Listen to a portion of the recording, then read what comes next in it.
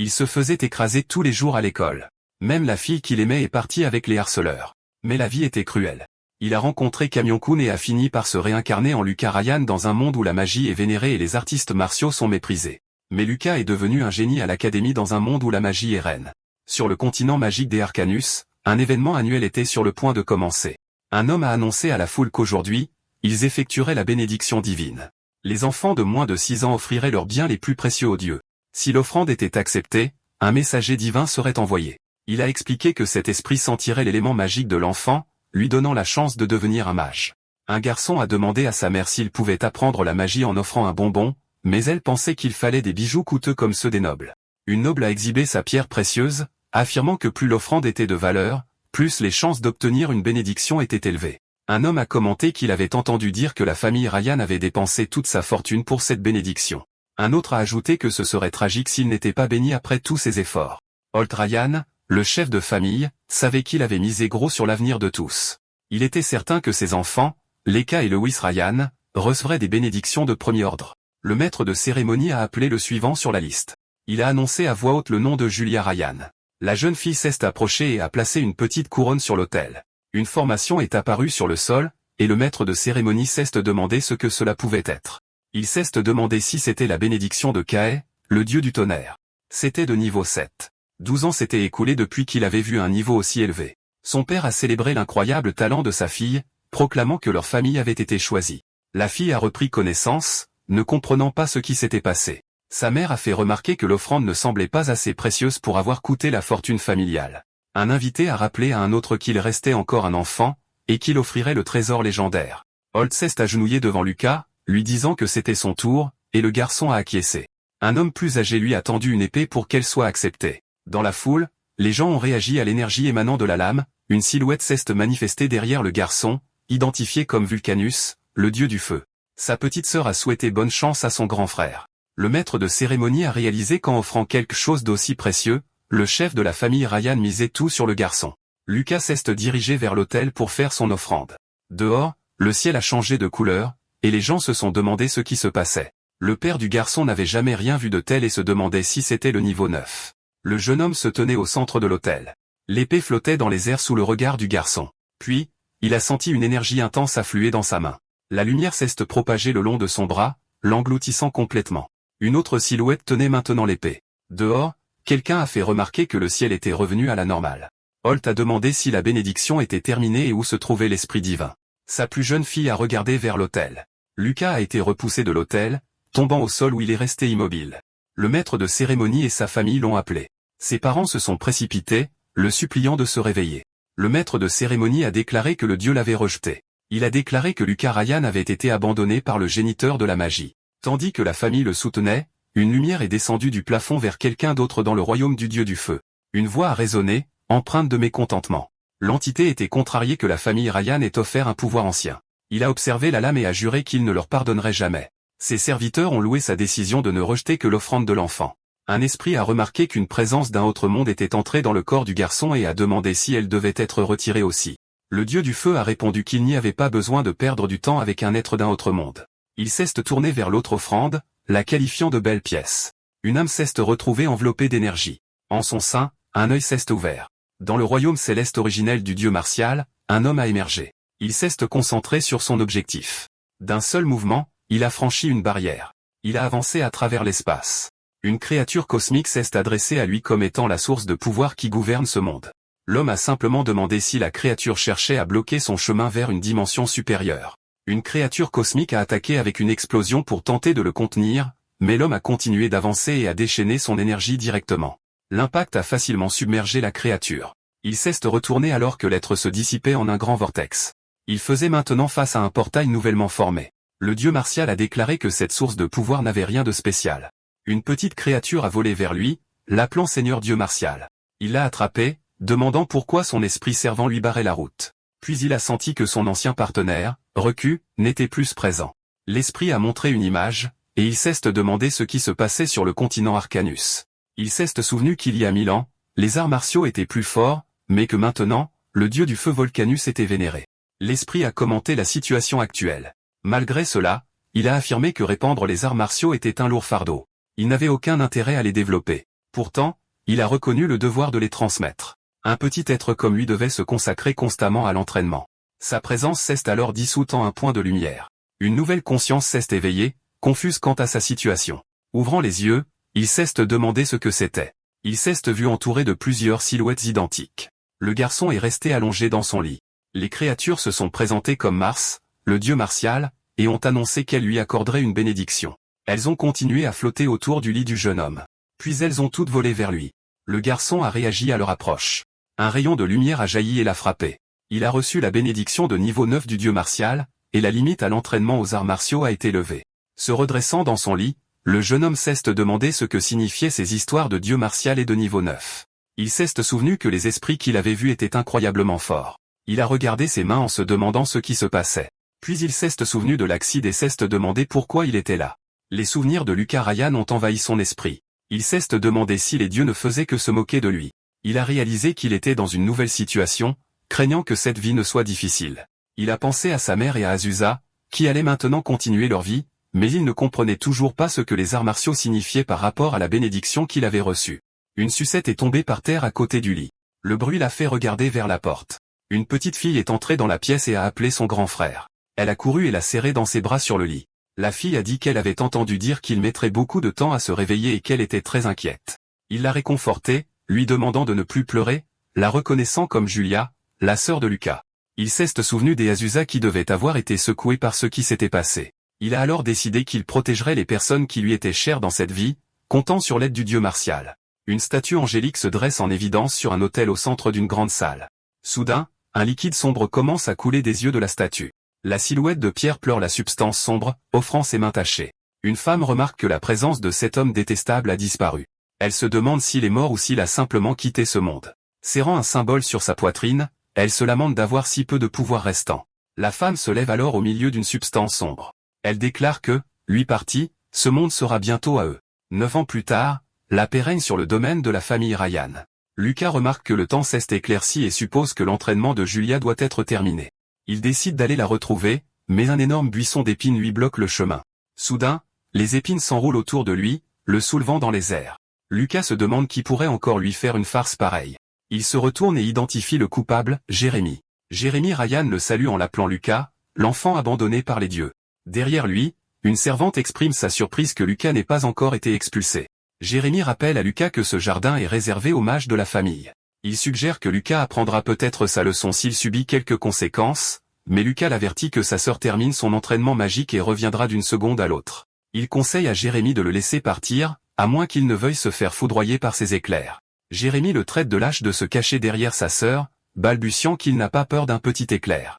À cet instant précis, un éclair le frappe en plein dans la poitrine. La servante crie pour son maître qui est maintenant étendu sur le sol, fumant. Lucas se retourne et voit Julia s'approcher du portail. La jeune Julia prévient Jérémy qu'elle ne sera pas tendre avec lui s'il harcèle encore son frère. Elle gonfle les joues, boudeuse. Puis elle se tourne vers son frère et dit qu'elle va lui enlever ses épines tout de suite. Une fois libéré, il tapote la tête de sa sœur, et elle lui sourit. Lucas garde sa main sur sa tête et demande à Jérémy s'il a appris sa leçon. Jérémy le fixe, incapable de répondre. Sans réfléchir, il se retourne et s'enfuit avec la servante. Lucas commente la vitesse à laquelle Jérémy court et note qu'elle a été clémente avec ce dernier choc. Julia lui demande pourquoi il ne s'est pas défendu alors qu'il pourrait le battre. Il lui rappelle que sa véritable force est un secret entre eux. Il lui tapote à nouveau la tête, disant qu'elle est là pour le protéger, ce qu'elle accepte volontiers. Alors qu'il marche vers le manoir, il réfléchit aux 9 années qui se sont écoulées depuis sa réincarnation dans le corps de Lucas. Il se souvient du jour où il s'est réveillé. Le père de Lucas, Holt, lui a rendu visite, lui faisant croire qu'il serait expulsé pour ne pas avoir répondu aux attentes. Au lieu de ça, Holt l'a serré dans ses bras, disant qu'il était simplement heureux que Lucas se soit réveillé sain et sauf. Même s'il dirige un ordre de chevaliers et est rarement à la maison, Holt est un bon père qui se soucie sincèrement de ses enfants. Quand Holt a découvert que Lucas avait commencé à s'entraîner aux arts martiaux, il a immédiatement envoyé une lettre contenant des informations utiles. La lettre l'informait que les archives familiales contenaient d'anciens livres d'arts martiaux qui pourraient l'aider. Lucas descend un couloir sombre, s'éclairant à l'aide d'une bougie. Grâce à cette lettre, il a pu mettre en œuvre un certain plan audacieux. De retour au présent, une servante appelle le jeune maître Lucas à l'extérieur du manoir. Une servante se demande où il est allé, mais l'autre dit de ne pas s'inquiéter. Il sera bientôt expulsé de toute façon. Soudain, 2 servantes sont surprises par quelque chose qu'elles voient. L'une demande si l'autre a senti le sol trembler. Sa compagne suggère que c'est peut-être juste quelqu'un qui pratique la magie de la terre. Pendant ce temps, au fond d'une grotte souterraine, un poing fracasse un mur de pierre. Lucas recule des décombres, essuyant la sueur de son visage. Il regarde le passage qu'il a creusé. Cela devrait suffire pour atteindre les archives. Il a passé 6 mois à creuser pour construire ce terrain d'entraînement secret, divisé en une zone d'études, une zone d'entraînement et un entrepôt. Il a dû improviser une baignoire bon marché pour la salle de bain, car il a dépensé tout son argent à équiper les autres sections. Il s'est entraîné ici en secret tous les jours depuis qu'il l'a terminé. Actuellement, il se détend dans un bain médicinal, affirmant que c'est le moyen le plus efficace de s'entraîner aux arts martiaux. Cela fait 3 ans qu'il a commencé à s'entraîner avec la technique de trempe chaotique qu'il a trouvée dans les archives. Il sort de la baignoire, révélant que désormais, les attaques magiques de niveau 5 ou moins ne les gratignent même pas. Sa défense prenant enfin forme, il se concentre sur l'attaque. Il s'approche d'un mannequin d'entraînement, épée à la main, et exécute une série rapide de frappes avec l'espadon. Il s'entraîne aussi avec une longue lance. Finalement, il recule du mannequin d'entraînement, qui est maintenant complètement détruit. Ayant atteint le niveau 4 dans sa technique de lance, il décide de pratiquer un peu plus ses techniques de poing aujourd'hui. Ses compétences se sont améliorées de façon constante au cours des 9 dernières années, mais une chose le dérange encore. Selon les livres, les artistes martiaux atteignent une limite qui ne peut être franchie qu'en atteignant l'illumination. Mais cette illumination est si difficile à atteindre que la plupart abandonnent. C'est pourquoi si peu de gens s'entraînent aux arts martiaux. Il se tourne vers un grand tonneau d'entraînement et déclare qu'il est différent. Il assène un puissant coup de poing directement dans le tonneau, le faisant exploser complètement à l'impact. Il a atteint le niveau 5 dans sa technique de poing. Ces niveaux ne cessent d'augmenter sans limite apparente. Il réalise que c'est ce qu'on appelle une bénédiction divine. De retour dans sa chambre, il se souvient que Holt rentre à la maison ce soir pour un dîner de famille. Il marche dans le couloir en direction des grandes portes de la salle à manger. En les ouvrant, il trouve toute sa famille déjà assise à table. Holt le salue, mentionnant que cela fait 6 mois qu'ils ne se sont pas vus et l'invite à s'asseoir. Holt informe Lucas que l'Académie de magie d'Ealan ouvre un département spécial d'arts martiaux et qu'il l'a déjà inscrit. Il reconnaît que les arts martiaux sont difficiles, mais il sait que Lucas peut réussir. Il prévient que l'examen d'entrée est la semaine prochaine. Lucas remercie simplement son père. Lucas se dit qu'il doit devenir plus fort, mais qu'il ne peut pas trop se démarquer, sinon il causera des ennuis. Julia lève alors la main et dit à leur père qu'elle veut aller à l'Académie de magie d'Ealan avec Lucas. Holt explique que c'est un bon objectif, mais qu'elle n'a que 11 ans. Julia rétorque que la classe d'élite n'a pas de restriction d'âge. Elle révèle qu'elle a en fait déjà reçu une offre pour la classe d'élite. Holt la regarde fixement, réfléchissant à cette information. Il commente à sa femme que la réputation de génie de Julia a dû atteindre l'académie, et qu'un grand mage pourrait naître dans la famille. Pendant que Julia glousse, Lucas commente que c'est incroyable, ce qui agace visiblement Jérémy. Un parent dit qu'ils prieront pour que les deux réussissent, mais Jérémy demande pourquoi Lucas bénéficie d'un traitement de faveur. Soudain, Jérémy est surpris par une voix lui disant de se calmer.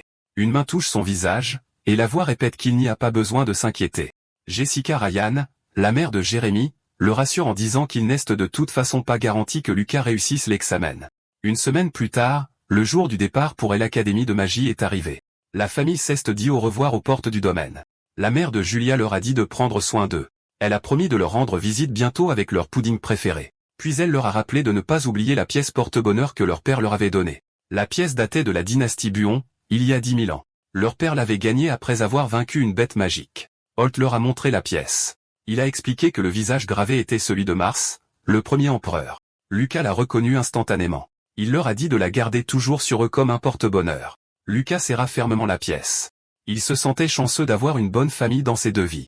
Avec un dernier signe de la main, Julia a dit au revoir, et ils sont finalement partis. Quelques heures plus tard, le cocher annonça le coucher du soleil. Il a dit qu'ils devraient camper dans la clairière plus loin. Autour du feu de camp, un homme nommé Fordan a expliqué leur programme. Ils arriveraient à l'Académie d'Ealan à la tombée de la nuit le lendemain. Julia a demandé à Monsieur Fordan s'il y avait quelque chose d'intéressant à Daco City.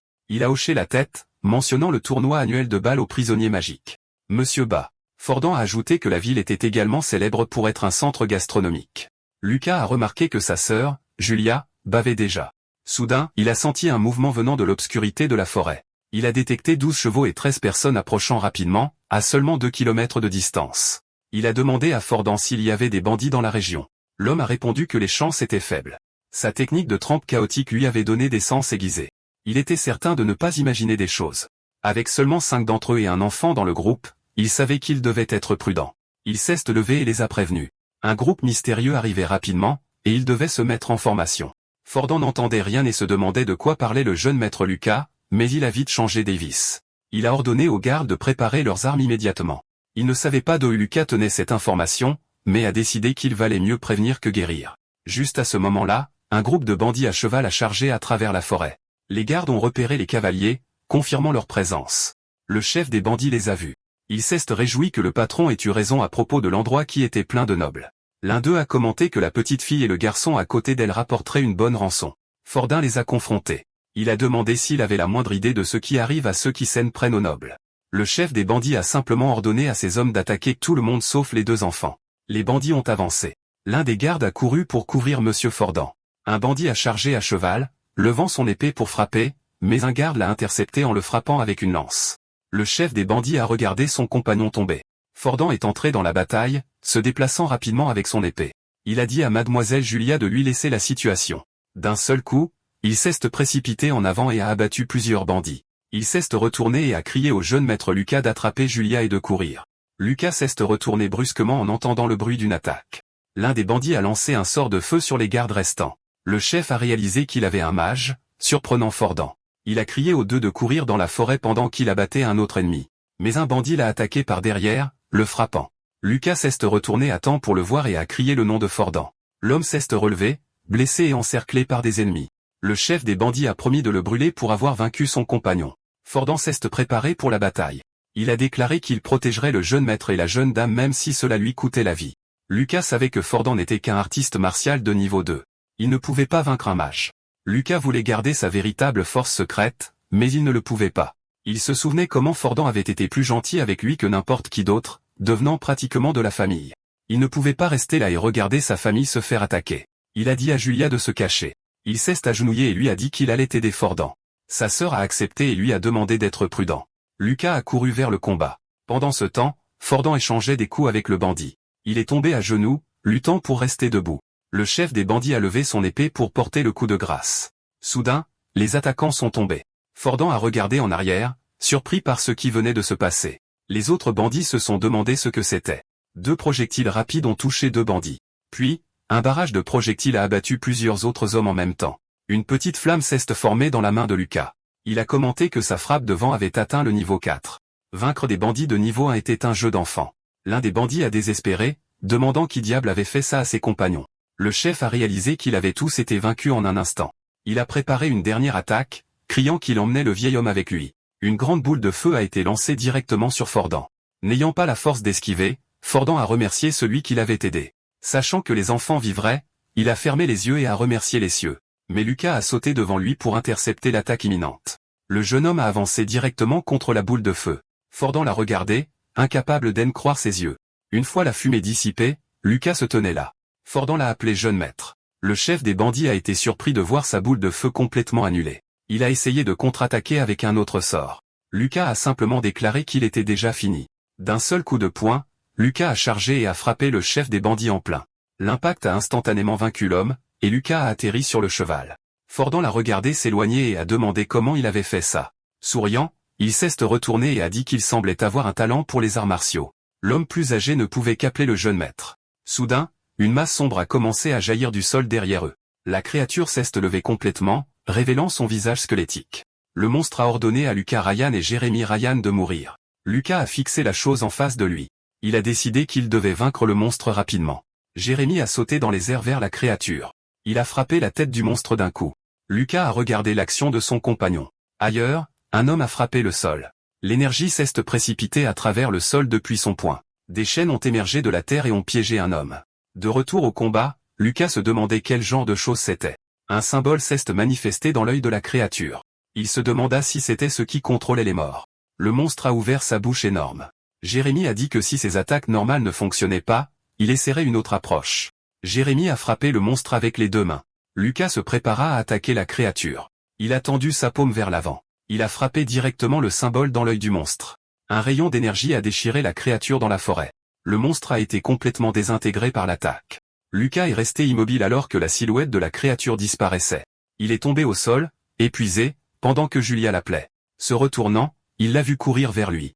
Julia l'a serré dans ses bras et lui a demandé s'il avait vaincu tous les méchants. Jérémy a observé la scène. Se demandant ce qui venait de se passer, Lucas a entendu un bruit et a regardé sur le côté. Un cheval a henni dans la forêt. Quelqu'un était monté sur le cheval. Maya Rasta était attachée sur l'animal. Dans une grotte, plusieurs hommes étaient emprisonnés. La prêtresse de la secte se demandait qui avait réussi à éliminer le numéro 44. Puis, elle a déclaré que restaurer son propre pouvoir était la priorité principale. De retour dans la forêt, Julia a confirmé que le nom de la fille était Maya Rasta. Lucas a commenté qu'il lui semblait avoir déjà entendu le nom Rasta quelque part. Assise à côté de Maya, Julia a dit qu'elle avait une impression. Lucas a expliqué que les familles Rasta et Ryan étaient des maisons nobles vivant près de la ville de Daku. Julia s'est enfin souvenue. Elle a demandé à Maya comment elle avait fini par être attaquée par ces bandits. Maya a commencé à raconter que quelques heures plus tôt, des bandits avaient soudainement attaqué son carrosse. Dans son souvenir, l'un des bandits riait. Elle a continué en disant que ses gardes ont été vaincus les uns après les autres, et sa dame de compagnie a été attaquée en essayant de la protéger. Maya a expliqué que peu importait le nombre de fois où elle disait qu'elle était une noble. L'un des hommes se contentait de la fixer. Elle a conclu en disant que leur but était simplement de kidnapper les enfants des nobles. Lucas leur a dit que tout allait bien maintenant car ils étaient tous vaincus. Il est resté silencieux un moment.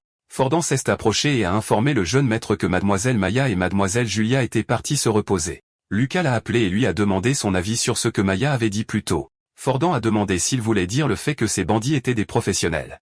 Il a déclaré qu'ils ciblaient probablement des enfants de nobles depuis un certain temps. Lucas a ajouté que c'étaient des bandits qui pouvaient utiliser la magie et qui avaient un pouvoir étrange de contrôler les morts.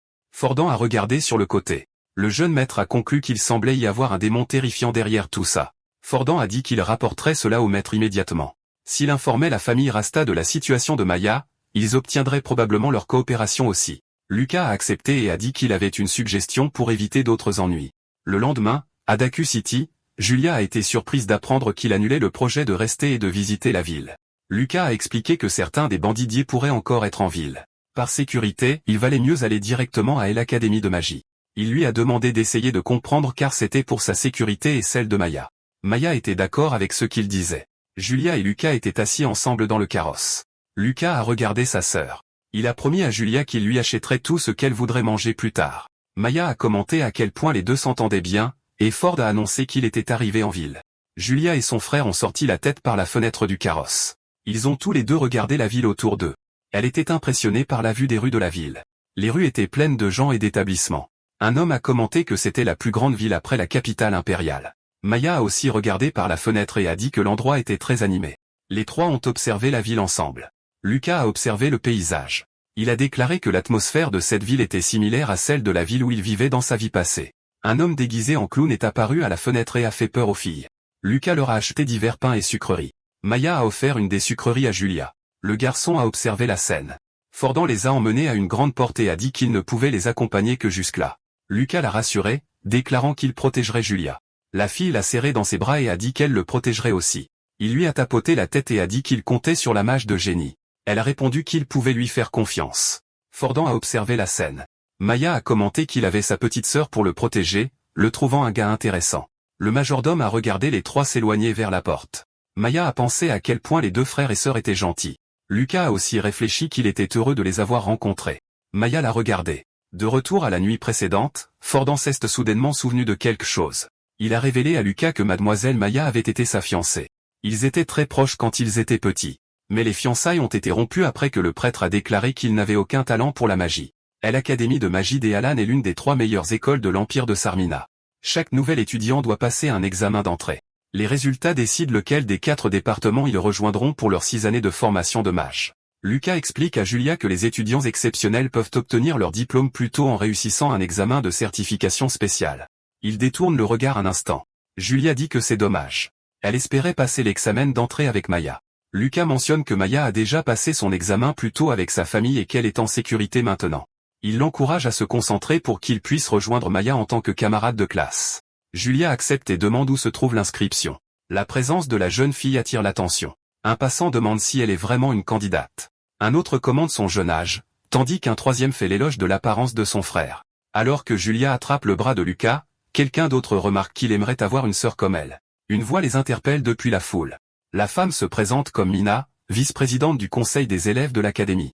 Mina demande à Julia si elle est venue seulement pour suivre son frère. La jeune fille le nie, affirmant qu'elle est là pour passer l'examen avec lui. Mina vérifie la candidature de Julia, supposant qu'elle est la jeune fille à qui on a offert une place dans la classe d'élite. Mina sourit faiblement. Elle confirme que la jeune fille est Julia de la famille Ryan. Julia demande comment la femme connaît son nom. Mina répond qu'elle le découvrira bientôt et commence à la guider vers la zone d'inscription, laissant momentanément Lucas derrière. Mais la jeune fille l'arrête, disant que son frère doit aussi s'inscrire. La vice-présidente se retourne, admettant qu'elle avait oublié. Elle demande à Lucas s'il est là pour le département d'arts martiaux. Des voix dans la foule remettent en question l'idée qu'un artiste martial fréquente une académie de magie. À l'Académie Allen, certains mages méprisent les artistes martiaux. Julia réagit aux commentaires. Les murmures continuent, comparant les artistes martiaux à des moins que rien. Lucas tourne la tête, déclarant que leurs opinions n'ont pas d'importance. Mina entend sa déclaration. Elle réalise qu'elle n'aurait pas dû mentionner son département à voix haute. Une autre voix appelle le nom de Lucas. Mina s'adresse à lui, l'invitant à s'inscrire pour qu'il puisse se diriger vers la salle d'examen. Lucas sourit et la remercie. Ils arrivent dans une grande salle bondée de candidats. Mina demande à tout le monde de s'inscrire auprès d'un membre du conseil des élèves et distribue des badges. Badges en main, on les informe que leurs numéros d'examen sont stockés à l'intérieur. L'examen comporte 3 parties, mesure du potentiel magique, compatibilité des attributs et puissance contre une cible. Lucas demande si le processus est le même pour les candidats en arts martiaux. Mina confirme que l'examen est identique pour tout le monde. Le jeune homme montre son mécontentement face à l'explication. Il tape dans ses mains, disant qu'il comprend. Il déclare alors qu'il montrera à tout le monde le pouvoir d'un artiste martial et changera leur perception. Au poste de mesure du potentiel, un examinateur annonce le début du premier test. L'examinateur regarde Lucas s'approcher de la jauge. Soudain, l'homme réagit, affirmant n'avoir jamais rien vu de tel, un phénomène rare. Quand il place sa main sur la jauge, le résultat de Lucas est faible. L'écran montre qu'il aura du mal à intégrer même le département d'arts martiaux. Il soupire, se lamentant que cela se reproduise. Ensuite, une autre candidate s'approche et place sa main sur la jauge. 2 candidats réagissent avec surprise à son résultat. Son potentiel est de 7 sur 10, la classant parmi les meilleurs élèves de l'année. Lucas observe depuis la foule, pensant que tout le monde est facilement impressionné. Il dit à Julia de ne pas se retenir aujourd'hui, et elle confirme. L'examinateur regarde la jeune fille concentrer son pouvoir sur la jauge. L'appareil entre ses mains commence à émettre une forte énergie. L'énergie se propage, remplissant toute la salle d'examen. L'examinateur annonce que le résultat est de 10, la valeur maximale. Son talent est considéré comme incroyable. Un autre élève a mis 2 ans pour atteindre ce même niveau. Elle tient la jauge avec le résultat final. Julia termine le test et se dirige vers Lucas, appelant son frère. Elle le serre dans ses bras, demandant si c'était bien. Il répond qu'elle deviendra un archimage un jour. Un spectateur commente le contraste entre le génie et le manque de talent, mais est interrompu par un collègue. Le jeune homme lui conseille de ne pas chercher des ennuis avec le génie pour quelqu'un sans capacité. Julia change de posture, avertissant qu'elle n'acceptera pas que quiconque maltraite son frère. Depuis 3 ans, tout le travail acharné de Lucas avait un but. Les candidats se sont rassemblés dans une salle circulaire pour le test de compatibilité. Des esprits élémentaires de diverses natures sont soudainement apparus dans toute la pièce. Un candidat surpris a pointé du doigt, attirant l'attention de tous. Julia se tenait au centre de la salle. Des esprits de chaque élément commençaient à se rassembler autour d'elle. Elle sourit alors qu'ils tourbillonnaient autour d'elle. Un candidat se plaignait de n'attirer aucun esprit. Un autre se demandait si Julia avait une compatibilité maximale avec chaque élément. Observant de loin, Lucas commenta son talent impressionnant. Sa capacité spéciale amplifiait son potentiel. C'était plus que suffisant pour réussir l'examen d'entrée. Un examinateur annonça que Julia Ryan avait le score de compatibilité le plus élevé de tous les candidats et la félicita. Immédiatement, un groupe s'approcha d'elle, louant sa performance et lui demandant d'être amie. Julia courut et serra Lucas par derrière, appelant son frère. Il se retourna et demanda ce qui s'était passé. Se cachant derrière lui, elle demanda pourquoi ces gens la dévisageaient comme ça. Lucas lui tapota la tête. Il expliqua que c'était parce qu'elle était un génie, et qu'elle recevrait beaucoup de regards comme ça à partir de maintenant. Il lui conseilla de s'y habituer progressivement. Julia déclara qu'elle devait devenir plus forte pour le protéger. Lucas encouragea cette attitude. Il prévoyait également de renforcer sa mentalité pour gérer la tension. Il remarqua alors 2 hommes qui parlaient au loin. L'un commenta que le talent de Julia pourrait être de niveau royal, mais son frère inutile lui fit rejeter l'idée. L'autre se souvint que le score de compatibilité du gars était probablement de 0, tout comme lors du test précédent. De plus, tous les esprits s'étaient reculés avec répulsion dès qu'il était entré dans la salle. L'homme continua, mentionnant que quelque chose d'étrange s'était aussi passé à la fin du 2e test. Il raconta qu'au moment où Lucas est parti, une partie d'un esprit de feu s'est tout simplement désintégrée. Son ami douta de l'histoire, mais Lucas et Julia passèrent devant eux à ce moment précis. Lucas entendit la conversation et esquissa un léger sourire. Il se souvint alors de ce qui s'était réellement passé pendant ce test. Alors qu'il traversait la salle, les esprits de feu l'évitaient. Leur attitude était particulièrement hostile, le narguant. Quand le test s'est terminé et qu'il partait, un esprit a volé droit sur lui. L'esprit lui a craché du feu directement dessus. Alors il ramassa une petite pierre et la lança, dissipant la forme de l'esprit de feu au passage. Il déclara qu'un simple serviteur du dieu du feu n'avait pas le droit d'agir avec arrogance autour de lui. Lucas prit alors la main de Julia et l'appela pour se diriger vers le test final. Il lui demanda si elle pouvait obtenir la première place au prochain. La fille répondit oui, tant qu'il n'y allait pas trop fort. Avec un sourire, le jeune homme dit qu'il ne serait pas sérieux puisqu'il prévoyait qu'elle le protège. Ils arrivèrent sur le site du test de puissance de destruction magique. Au centre de l'arène, un grand mannequin en métal attendait les candidats. Un candidat se plaignit que la fille génie avait encore obtenu la première place. Un autre doutait qu'elle puisse casser le mannequin. Il affirma qu'il n'y avait aucune chance qu'elle y arrive. Les mannequins étaient faits d'un métal spécial avec des enchantements défensifs. Ils pouvaient résister à n'importe quelle attaque en dessous. Lucas observa les cibles, commentant qu'elles semblaient solides. Il serra le poing. C'était une bonne occasion de tester ses compétences de niveau 6. Il conclut que le fait de pouvoir utiliser un équipement coûteux valait la peine de venir dans cette école. Soudain, quelqu'un le bouscula dans la foule, lui disant d'arrêter de pousser. Une fille le pointa du doigt et lui ordonna de se mettre en ligne. Elle se tourna ensuite vers un autre candidat. Elle dit que les gens inutiles devraient s'écarter. La règle était que les sans talents aillent à l'arrière. Le candidat le dévisagea. Sa présence fut remarquée par l'autre fille dans la file. Elle se tourna et agit avec dédain. Elle s'approcha de Lucas et Julia. Elle demanda alors à Julia si c'était elle qui avait obtenu 9,6 au test de compatibilité. La fille la regarda de haut. Julia prit peur et appela son frère. Lucas la protégea pendant qu'elle disait que l'autre fille était effrayante. Il demanda qui elle était. La jeune femme se présenta comme Iwa Miranda, petite fille du duc Miranda. La famille Miranda était l'une des 3 grandes familles de l'Empire du Nord. En plus d'être un clan qui avait produit un mage légendaire, la mère de Lucas appartenait aussi à cette famille. Il se souvint de sa mère, Catherine. Lucas réalisa que la fille était sa cousine et lui demanda son âge. Iwa répondit qu'elle avait 15 ans, ne comprenant pas le but de la question. Lucas l'avertit de ne pas le dévisager comme ça, révélant qu'il était cousin. Iwa réagit avec indignation. Elle déclara n'avoir jamais entendu parler d'un cousin et décida de l'humilier devant tout le monde. Elle lança alors un sort directement sur lui. Avec la magie activée, elle lui ordonna d'accomplir une action humiliante sur le champ et de se ridiculiser. Mais le sort n'eut aucun effet sur Lucas. La fille était perplexe face à la situation. Il a alors remis en question le type d'éducation que la famille Miranda offrait, utilisant la magie mentale sur un parent qu'elle venait de rencontrer. Iwa n'arrivait pas à croire que sa meilleure magie avait échoué. Il demanda si elle pensait vraiment pouvoir contrôler un artiste martial avec ça. Un examinateur appela le suivant, Lucas Ryan, et il annonça qu'il devait y aller. Un autre examinateur appela Julia. Iwa pointa la fille du doigt. Elle l'avertit de ne pas prendre la grosse tête car elle serait première à ce test. Lucas regarda le tableau des scores. La liste montrait Julia Ryan à la première place, suivie par Iwa Miranda à la deuxième. Il décida qu'il ne pouvait pas laisser Iwa prendre la première place à Julia pour assurer sa propre vie tranquille. Quelqu'un offrit alors un bonbon à Julia. Julia goûta le bonbon et demanda ce que c'était et si c'était bon. Puis il lui tapa dans le dos pour l'aider. Elle toussa et le traita de menteur, se plaignant que ce n'était pas un bonbon mais un médicament super amer. Lucas s'excusa. Il expliqua que c'était une potion magique spéciale et qu'elle en sentirait bientôt les effets. On l'appela pour entrer et il courut vers la reine, mais Julia hurla qu'elle ne le croyait plus.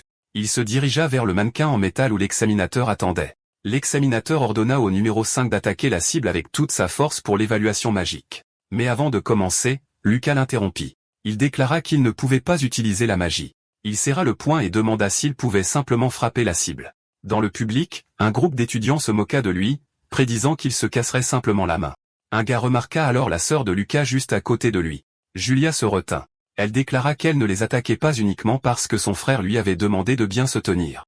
Iwa se tourna vers elle et lui demanda si son frère ne pouvait vraiment pas utiliser la magie. La fille confirma qu'il ne le pouvait pas. Mais elle affirma qu'il était quand même une personne incroyable, et que personne n'avait le droit de se moquer de lui. Sa cousine l'observa, croyant qu'il y avait une limite à la force d'un artiste martial et que Julia se faisait simplement tromper. Soudain, un impact puissant résonna dans l'arène.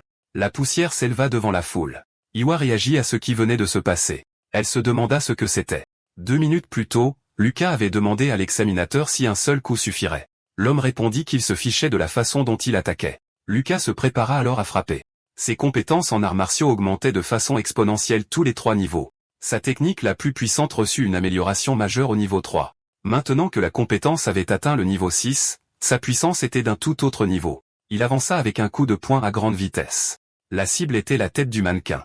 L'impact du coup projeta le métal en arrière. Un nuage de poussière se répandit dans l'arène. Le mannequin tomba au sol avec un trou dans la poitrine. Lucas fixa le mannequin au sol. Iwa l'observa. Elle reconnut que sa vitesse était comparable à de la magie du vent de haut niveau, et son attaque avait la puissance d'un rang de malédiction.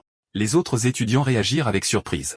Elle réalisa qu'elle était la seule à avoir remarqué sa véritable force. Elle l'analysa sur l'écran, concluant qu'il cachait sa véritable puissance. L'examinateur le félicita avec un score parfait. Lucas proposa d'aider à nettoyer le mannequin cassé.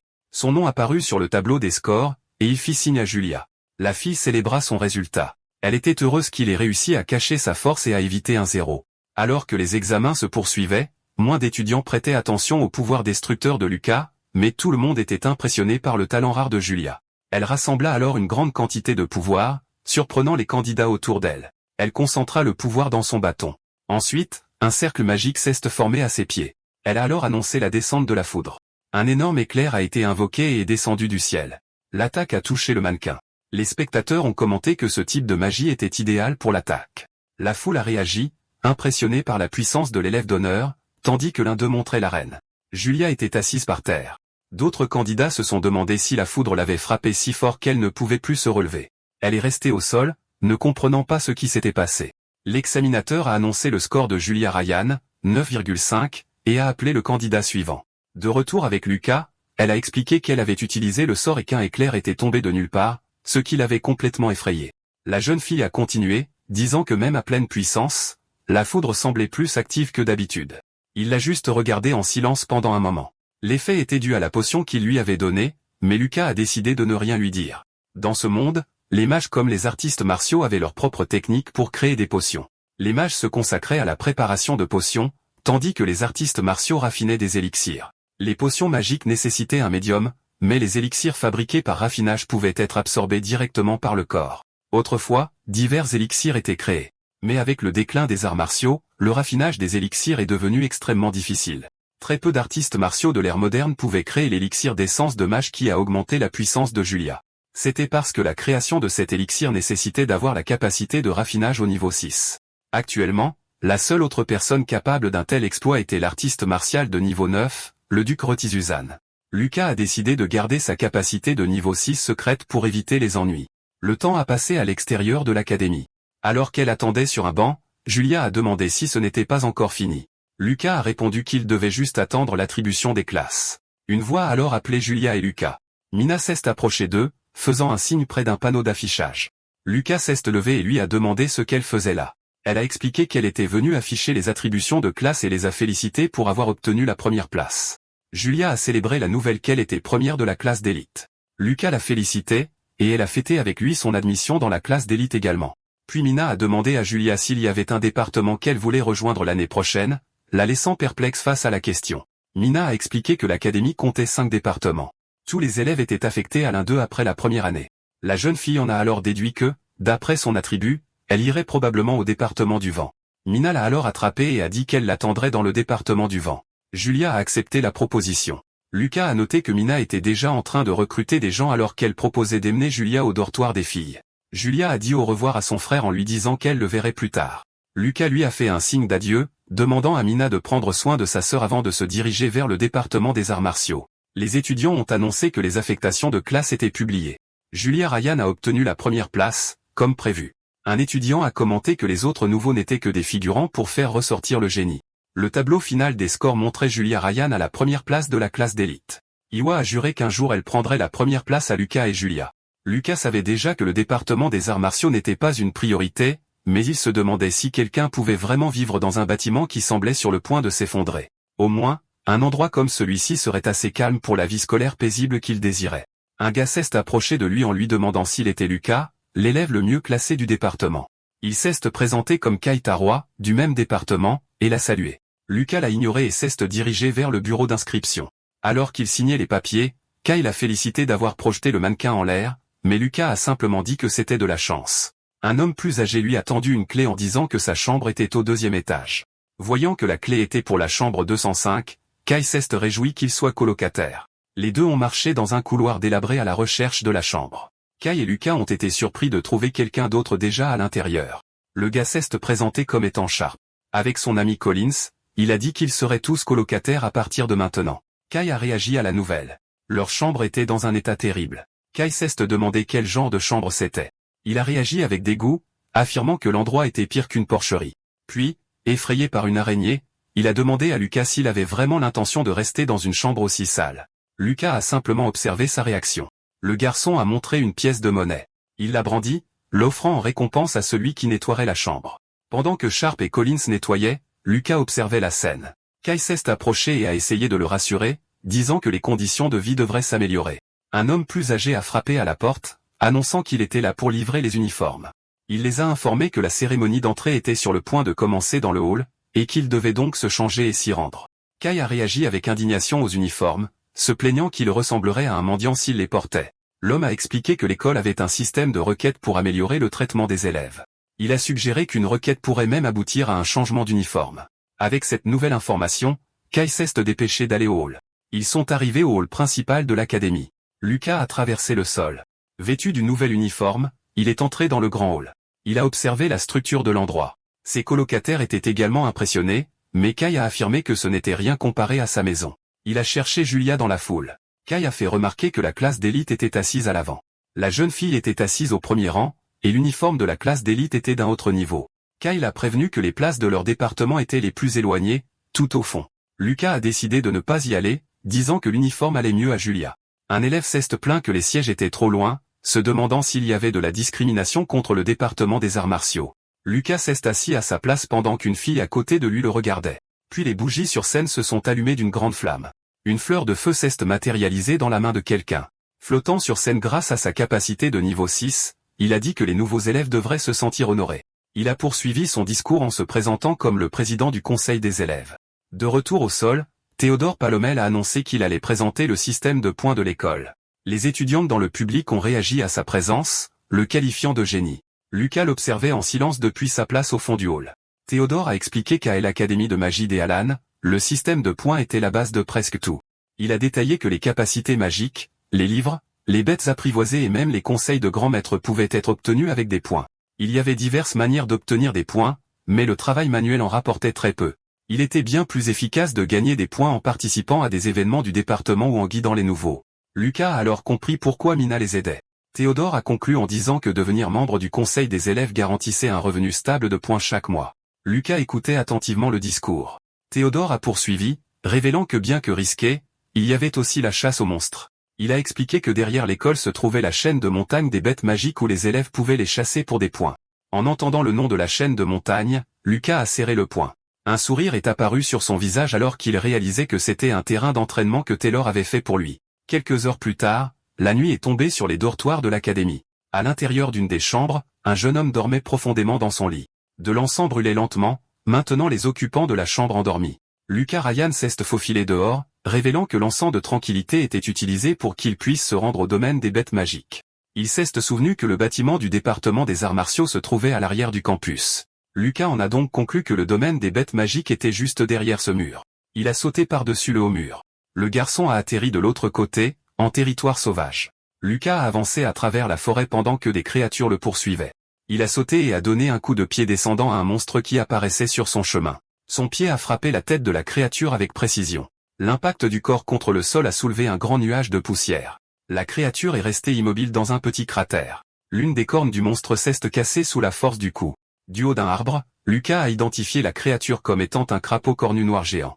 Tenant la corne, Lucas a expliqué que comme ils étaient venimeux, ils étaient utilisés pour des potions magiques et devraient valoir un bon nombre de points. Il se souvenait d'avoir entendu dire que l'Académie de magie des Alan possédait des livres d'arts martiaux légendaires dans ses archives. Observant les montagnes, le garçon a déclaré qu'il n'avait pas beaucoup de temps et qu'il devait d'abord identifier l'emplacement des monstres. Emplacement. Puis il a couvert un œil pour activer une capacité. Sa perception s'est étendue sur une vaste zone de la forêt. Un rat géant de niveau 1 a ouvert sa gueule pour l'attaquer, mais Lucas l'a frappé d'un coup et a ordonné à la créature de dormir. Ensuite, il a frappé une chauve-souris à 2 yeux de niveau 2 et a esquivé l'attaque d'une panthère à crête magique de niveau 3. De petites explosions ont résonné à travers la forêt. Satisfait, Lucas a commenté qu'il avait obtenu un excellent résultat avec des matériaux qui pouvaient être utilisés pour raffiner des élixirs et d'autres qu'il pourrait échanger contre des points. En traînant un lourd sac, il a réalisé que l'endroit était trop calme. Il a touché le sol et a remarqué presque aucune trace d'autres bêtes magiques. Lucas s'est demandé si cela signifiait qu'une créature puissante vivait à proximité. Puis Lucas s'est agenouillé pour se concentrer et sentir la zone autour de lui. Il a senti une présence venant d'un sentier dans la forêt. Lucas a trouvé l'entrée d'une grotte sombre. Une émanation sombre a émergé de l'intérieur du trou. Un loup grognant aux yeux brillants s'est révélé dans l'obscurité. Avec un sourire, Lucas a dit qu'il l'avait trouvé. Il a bondi à travers les arbres, réalisant que la créature à 1 kilomètre de là l'avait remarqué. Le jeune homme a laissé son sac d'objets à l'entrée de la grotte, puis il s'est avancé pour entrer dans l'antre de la créature. Un énorme loup de feu et de glace de niveau 6 a émergé en grognant contre lui. La créature a fixé le garçon avec des yeux intimidants. Lucas a compris qu'étant un loup, il était logique qu'il soit si territorial. La bête a chargé la gueule ouverte pour attaquer. Le poing serré. Il l'a invité à l'affronter. Lucas a alors asséné un coup de poing sur la patte du loup, et la créature a riposté avec une puissante rafale de glace. Lucas a bloqué l'attaque, couvrant son poing de glace. Le loup a reculé face à cette défense inattendue. Il a ensuite brisé la glace et a asséné un coup de poing direct au visage de la créature. Le loup étant étourdi, Lucas a bondi en arrière en tenant un morceau de glace. La bête chancela et percuta le mur de la grotte, tandis qu'il se tenait au-dessus de la créature tombée. Il a déploré que s'il s'était entraîné davantage, il aurait causé beaucoup plus de dégâts. Lucas l'a provoqué pour qu'il se relève, disant que le combat n'était pas encore terminé. Le loup se releva et concentra une sphère de feu dans sa gueule, puis il tira une immense rafale de flammes. L'explosion de feu a consumé la zone environnante. Au milieu des flammes, la créature a tenu bon. Le loup a hurlé vers le ciel, libérant sa fureur, mais Lucas est apparu à côté de lui, indemne de l'attaque. Le garçon prépara un autre coup tandis que la bête le fixait et asséna un puissant coup de poing à l'estomac du loup. L'impact du coup a étourdi la créature. La créature a été projetée avec force contre le mur de la grotte, puis le loup est tombé au sol, finalement vaincu. Lucas a observé l'animal tomber et a commenté sa rare capacité à contrôler librement le feu et la glace. Même blessé, le loup le fixait. L'œil de la créature révélait un motif inhabituel. Les yeux brillants dans la pénombre, Lucas a déclaré que c'était une bête magique très rare. Lucas s'approche du loup. La bête déchaîne une rafale simultanée de feu et de glace de sa gueule. Il regarde fixement la double attaque élémentaire de la bête. 2 rafales de puissance brute foncent vers lui. Lucas aperçoit de la vapeur s'élever là où les éléments opposés se heurtent. Une attaque rapide l'effleure. Le loup profite de la distraction pour s'échapper. La bête détale, sprintant à toute vitesse pour sortir de la grotte. Mais Lucas bondit à sa poursuite, hurlant qu'il ne la laissera pas s'échapper. Il tend la main pour attraper la créature. Il parvient à attraper la queue du loup. Avec une puissante rotation, il le projette en l'air. Tenant une touffe de fourrure, Lucas remarque que combattre une bête magique géante est un bon entraînement, et que ça doit valoir beaucoup de points. Soudain, une expression de surprise traverse son visage en voyant quelque chose. Un autre loup identique apparaît et attaque la créature qu'il venait de combattre. Lucas bondit en arrière, esquivant l'assaut. Un loup déchaîne un torrent de flammes dans sa direction. Pendant ce temps, l'autre attaque par le haut. Le premier loup intensifie son attaque de feu. Lucas plonge vers le sol, leur hurlant de se calmer. Il frappe le sol de son poing, générant une onde de choc massive. Son poing serré tremble sous la force de l'impact. L'énergie du coup se propage dans toute la grotte. Les 2 loups l'immobilisent, et il se demande si c'est ici qu'il sera vaincu. Il conclut qu'il n'a d'autre choix que d'utiliser son dernier recours. 2 énormes pattes s'abattent sur le sol où il se trouvait juste. Il lève les yeux, observant la nouvelle menace. Un loup encore plus grand atterrit juste devant lui. La créature géante laisse tomber un noyau de feu et un noyau de glace sur le sol. Lucas se demande si ce sont des noyaux de bêtes. Dans ce monde, certaines bêtes magiques naissent avec un noyau contenant toute leur puissance. Si l'énergie vitale d'un humain touche ce noyau, la créature devient sa bête apprivoisée. Alors Lucas demande si le loup souhaite devenir son serviteur. Souriant, le jeune homme affirme qu'il accepte la proposition. Il considère cela comme une acquisition inattendue. Même les mages ne possèdent généralement pas de bêtes apprivoisées de niveau 6, mais le loup n'a pas l'air très intelligent. Les bêtes magiques fières ne se soumettraient jamais à un simple humain. Lucas effectue alors le rituel nécessaire. Il transfère un peu de son énergie aux 2 noyaux. Il offre les noyaux au loup. La créature les absorbe dans son corps. Surpris, Lucas entend une voix l'appeler maître. Il regarde autour de lui, essayant de trouver la source de la voix. Le loup révèle que c'est lui qui parle, et Lucas réalise qu'il peut comprendre la créature. Lucas lui dit que c'est un bon garçon et décide de le nommer Hul. La bête est d'accord. Il se demande alors si le territoire des Hul lui appartient maintenant et s'il y a un bon butin de ses chasses. Le loup regarde sur le côté avec un air déterminé. Le loup frotte son museau contre le visage de Lucas avec affection. Hul lui fait signe de le suivre jusqu'à son trésor et Lucas loue son intelligence. Le duo s'aventure plus profondément dans les profondeurs de la grotte. Il passe devant des créatures endormies, suspendues au plafond. La puanteur oblige Lucas à se boucher le nez. Il trouve un tas contenant la peau d'une bête magique de niveau 6, les restes d'une créature ancienne, et même des pierres précieuses. Il est surpris de réaliser que c'est littéralement une mine au trésor. Mais Hul le corrige, expliquant que ce n'est pas son trésor. Les objets laissés par d'anciens aventuriers près des restes sont le trésor du maître. Ensuite, la créature le guide vers une collection de noyaux de bêtes, tous de niveau 3 ou plus, dont 2 de niveau 6. Le loup explique qu'il a mangé tous les noyaux avec des attributs d'eau et de feu. La narration révèle que pour monter de niveau, Une bête doit consommer le noyau d'une autre de niveau égal ou supérieur. Cela signifie que Hul a vaincu au moins 2 adversaires aussi forts que lui. Lucas le félicite pour son bon travail et lui donne une récompense. Le loup le renifle et dit que ça sent bon. Hul semble revigoré après avoir consommé l'objet. Lucas explique que c'est une potion de guérison qui fonctionne aussi sur les bêtes magiques et le charge de récupérer et de garder le trésor. Hul accepte avec enthousiasme sa première mission. Debout à côté des Hul, Lucas annonce qu'il est temps de passer à l'étape suivante. Un sourire discret se dessine sur ses lèvres. Le lendemain, le soleil illumine l'imposant bâtiment des salles de classe de l'académie. Lucas et Sharp entrent dans la salle où Iwa Miranda est déjà assise. En bâillant, Lucas commente que malgré sa nuit blanche, il ne se sent pas fatigué grâce à l'encens de sommeil. Il se souvient avoir essayé de compter son trésor, mais il n'arrêtait pas de le déranger. L'horloge au mur indique que le cours est sur le point de commencer. La salle de classe du département d'arts martiaux reste presque vide. Sharp se demande où est le professeur et pourquoi personne d'autre n'est là. Kai Taro suggère que l'administration a peut-être oublié de leur assigner un professeur, mais Lucas trouve cela peu probable. Des pas traînants résonnent dans le couloir. Un homme entre en titubant, donne un coup de pied dans une bouteille et se plaint d'avoir la gueule de bois. Sharp observe la scène, mais Lucas garde une expression neutre. Le nouveau venu s'appuie contre la porte, se présente comme Shigar, chef du département d'arts martiaux, et annonce le début du cours. Lucas l'observe en silence. Shigar griffonne son nom sur le tableau noir. Il se tourne vers la classe, brandissant un petit livre. Kai Taro dévisage le professeur. Il exige de savoir si ce type est vraiment leur professeur, notant qu'il n'a certainement pas l'air. D'un geste flou, Lucas le frappe. Kai s'assoit, abasourdi par l'action soudaine. Ce mouvement rapide fait sourire Lucas. Le professeur annonce qu'il va faire l'appel. Personne ne sort sans permission. Il appelle Tissi, qui répond, présente. Autour de Lucas. Le jeune homme lève la main, confirmant sa présence. Après la réponse de Collins, Shigar appelle Sharp. Silence. Le professeur referme brusquement le livre et déclare tout le monde présent. Shigar prétend avoir oublié les manuels. Il nomme Tissi délégué de classe pour aller les chercher. La jeune fille se désigne, incrédule. Le professeur confirme que c'est bien elle. Kai Taro se lève d'un bond, protestant que le délégué devrait être choisi équitablement. Il se vante qu'avec ses origines familiales et ses compétences, c'est lui qui devrait être choisi. Puis quelque chose le frappe au visage. Shigar fait un geste de la main, lui rappelant qu'il a déjà donné un avertissement. Il répète, pas de parole sans permission. Il demande à Tissi de distribuer les livres pour l'étude personnelle, puis quitte la pièce. La jeune femme réalise que c'est sa chance de changer son destin. Kai se plaint du professeur. Lucas note qu'il y a vraiment quelque chose de louche chez cet homme. Kai suggère de le signaler à l'administration. Pendant ce temps, Lucas observe la démarche de Shigar, notant des signes d'une ancienne blessure. Lucas se demande à quel point le professeur était fort avant d'être blessé. Il dit à Kai qu'il n'a jamais accepté de se plaindre. Kai remet en question son attitude.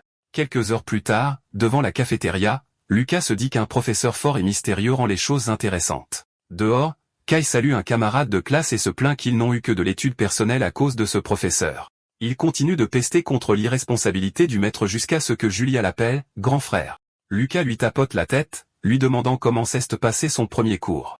Julia dit que sa professeure, mademoiselle Linda, est super cool et l'a encouragé à se présenter comme délégué la semaine prochaine. Elle demande si le département d'arts martiaux en a déjà choisi un et si c'était lui. En souriant, Lucas répond que non. Lucas les invite à déjeuner, mentionnant qu'il a entendu dire que la nourriture est bonne. Julia court devant avec enthousiasme, laissant Kai derrière, qui crie de les attendre. À l'Académie de Magie des Alan, même les repas font partie du système d'échange de points. Les nouveaux étudiants ne peuvent échanger de l'argent contre des points qu'une seule fois. Les plats de la classe d'élite ont l'air appétissants. Julia goûte la nourriture et dit à son grand frère de manger. Kai regarde en silence, s'essuyant le visage. Il se plaint.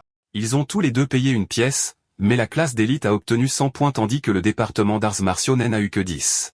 Un membre du personnel lui dit de partir s'il a un problème. Kai réalise que même le personnel discrimine ouvertement les étudiants en arts martiaux. Elle affirme que les étudiants sans talent doivent travailler dur et économiser des points. Kai a l'impression d'avoir perdu ses droits juste en s'inscrivant ici. Julia offre une assiette de nourriture à Kai. Touché, il la qualifie de douce et gentille jeune fille. Lucas note que son camarade de classe est un peu dramatique. Alors que Kai est assis près de Lucas, Maya Rasta s'approche de leur table. Souriante, elle salue Lucas et Julia, disant qu'ils se retrouvent. Julia invite Maya à se joindre à eux, mais la jeune femme décline en remerciant, disant qu'elle a déjà mangé. À la place, elle offre des biscuits qu'elle a préparés pour les remercier de leur aide l'autre jour. La petite fille accepte les sucreries avec un sourire. Lucas goûte un biscuit et complimente Maya, disant qu'elle est une excellente cuisinière. La jeune femme sourit au compliment. Kai se penche vers Lucas et demande un biscuit. Il complimente la sucrerie et se présente comme étant Kai Taro. Maya Rasta se présente à son tour. Lucas se contente d'observer l'interaction. Julia fait un signe de la main à Maya qui s'éloigne de la table. Lucas commente que la cafétéria est un endroit terrible pour rencontrer des gens. Mina s'approche de leur table et demande si la nourriture est bonne, saluant timidement Lucas. Soudain, Théodore Palomel descend de l'étage en utilisant la magie du feu. Le garçon se donne en spectacle, flottant à travers la cafétéria. Après avoir atterri, Théodore s'assoit sur un banc pour se reposer. Lucas mange un biscuit, se souvenant de la cérémonie d'entrée. Il regarde sur le côté, remarquant quelque chose. Il regarde le professeur Shigar s'éloigner, buvant à une bouteille. L'homme prend une autre gorgée, puis il quitte la cafétéria et traverse le campus de l'académie. Peu après, Shigar ouvre une porte. À l'intérieur de la pièce, deux hommes commentent qu'il est encore le dernier à arriver. L'un dit qu'il pensait que prendre en charge le département d'arts martiaux le remettrait dans le droit chemin. L'autre répond, on ne peut pas le blâmer après ce qui s'est passé. Maintenant assis à la table de réunion, Shigar s'étire. Une femme blonde le fixe depuis l'autre bout de la pièce. Elle le regarde avec une expression sérieuse. Quelqu'un tapote des doigts sur la table pour attirer l'attention. Tout le monde étant rassemblé, la réunion commence enfin. Un homme plus âgé annonce l'ordre du jour, le tournoi d'apprivoisement de bêtes magiques. C'est une tradition annuelle dans l'Empire Carmina que tous les étudiants de première année de l'Académie de magie d'Ealan y participent. Un instructeur rapporte qu'ils ont déjà préparé plus de 2000 bêtes magiques de niveau 1 pour l'événement. Il aura lieu dans 6 jours, comme chaque année. Un professeur suggère que les étudiants en arts martiaux devraient simplement s'abstenir. Ce serait une perte de temps. Il frappe la table de sa main, mais Shigar se lève et s'y oppose. Le professeur se justifie en disant qu'il ne pensait qu'aux étudiants. Une instructrice l'interrompt pour se ranger du côté de Monsieur Shigar. Elle affirme que tant qu'ils sont en première année, les étudiants en arts martiaux doivent être tenus de participer. Un autre professeur est d'accord, déclarant que tous les étudiants devraient être traités équitablement. L'homme se demande pourquoi il y a encore des professeurs qui prennent le parti de Shigar, surtout Linda. Shigar et l'instructrice fusillent le professeur du regard. Il cède à leur insistance mais prétend que les étudiants finiront juste par avoir peur. Un homme plus âgé déclare que c'est décidé. Le département d'arts martiaux participera. Le professeur dissident quitte la pièce. Un autre instructeur s'approche de Linda, lui demandant si elle est sûre de ça. Il explique que bien que les arts martiaux requièrent de vrais combats, le tournoi d'apprivoisement pourrait être trop dur pour eux. Linda se contente d'offrir un léger sourire. Elle se souvient de quelque chose que quelqu'un lui a dit il y a longtemps. Shigar affirme qu'un lâche ne peut pas se prétendre artiste martial. Tout étudiant qui refuse de participer au tournoi devra quitter le département. Il est annoncé que le tournoi d'apprivoisement de bêtes magiques aura lieu dans 6 jours. Le professeur informe la classe qu'après le cours, ils auront un entraînement au combat pratique pour que chacun puisse vaincre une bête magique. Kaitara remet en question l'intérêt de participer. Le tournoi sert juste à choisir un délégué de classe, et ils en ont déjà un. Le professeur dit à l'étudiant de se taire. Le cours commence.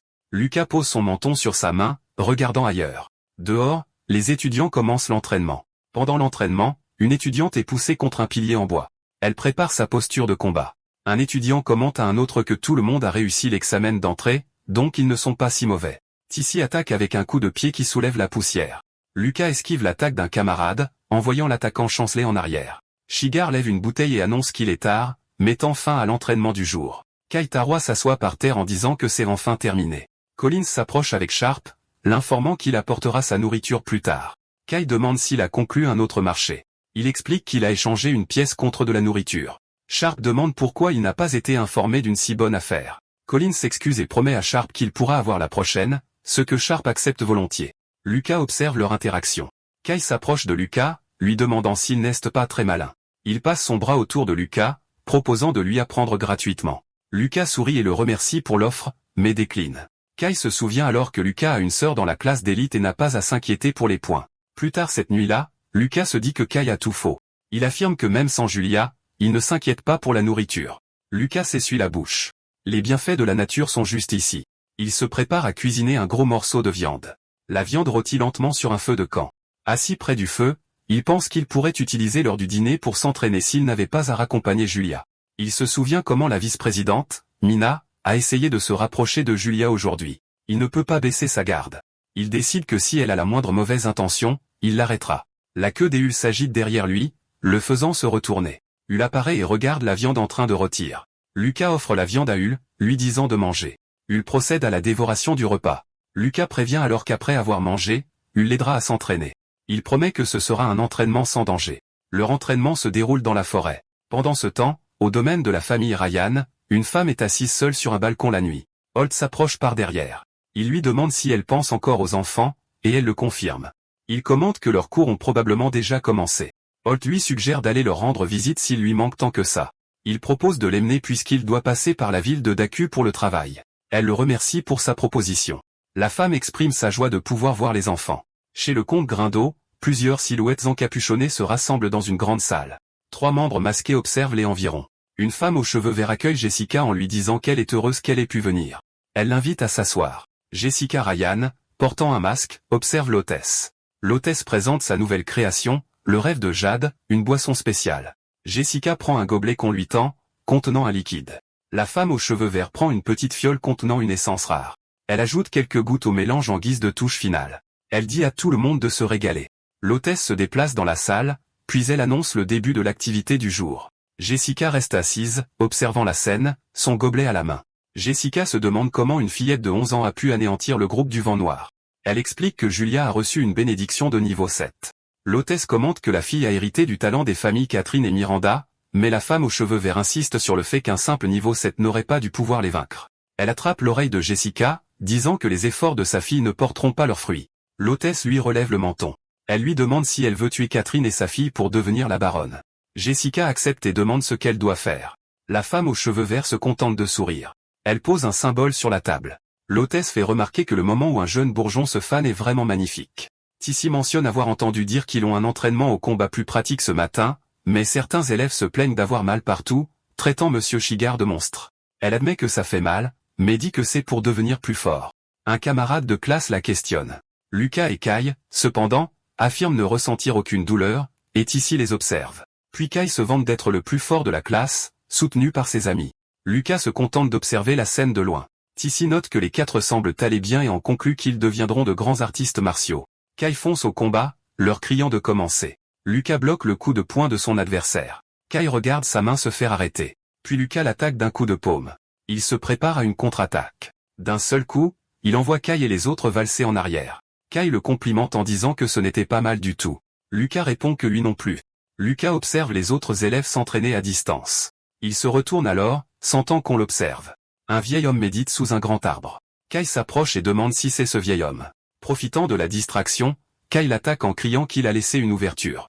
Mais l'attaque échoue, et il est projeté au sol. Il se relève et dit à Lucas de ne pas détourner le regard, car ils se battront jusqu'à ce qu'il y ait un vainqueur. Lucas accepte simplement et se prépare à continuer. Le vieil homme se lève et s'en va. Une jeune femme demande au directeur Otani s'il retourne à la bibliothèque, mais il refuse sa compagnie. Le directeur le qualifie de jeune homme fascinant. Il se rend compte que le garçon cache sa véritable force. Il décide de se souvenir du nom de Lucas, car même lui ne peut évaluer ses capacités, pendant que Kai célèbre sa victoire. Plusieurs heures plus tard, le cours se termine enfin.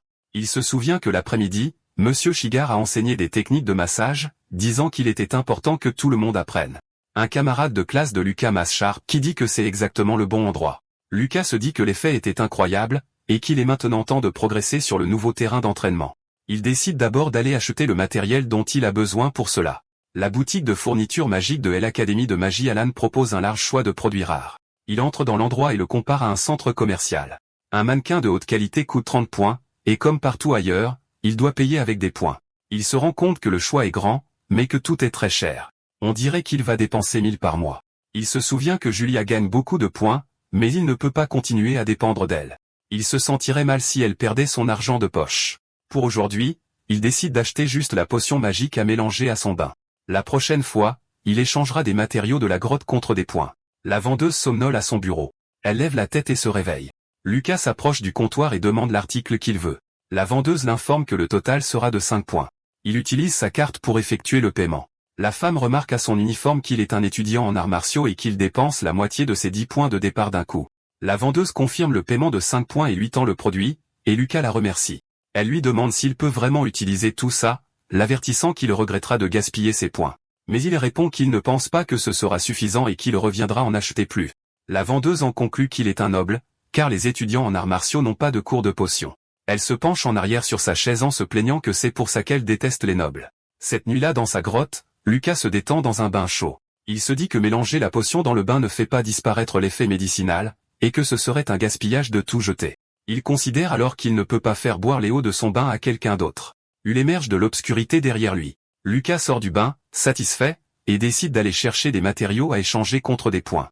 Il décide de s'en tenir à des matériaux communs de niveau 2 pour ne pas attirer l'attention, mais une créature émerge de Léo derrière lui. Il se retourne. Il est en train de boire Léo du bain, et Lucas lui demande ce qu'il fait. Se cachant derrière le tonneau, Lucas demande si il a bu toute Léo. Le loup se contente de le fixer. Lucas sort alors de la baignoire en disant que ce n'est pas grave, car cela renforcera aussi le corps des Hull. Hull le remercie et demande aussi de la viande, alors Lucas le traite de glouton, commentant que cela résout le problème de Léo gaspillé. Il prévoit d'échanger les matériaux contre des points dans 3 jours et de cacher les outils près des dortoirs pour le moment. La vendeuse le voit porter un outil lourd et lui propose son aide magique, mais il refuse. Elle lui fait au revoir en l'appelant un enfant béni. Shigar rappelle à tout le monde que le tournoi de domptage a lieu demain et demande s'ils le prennent au sérieux. Il dit aux élèves de ne pas se relâcher.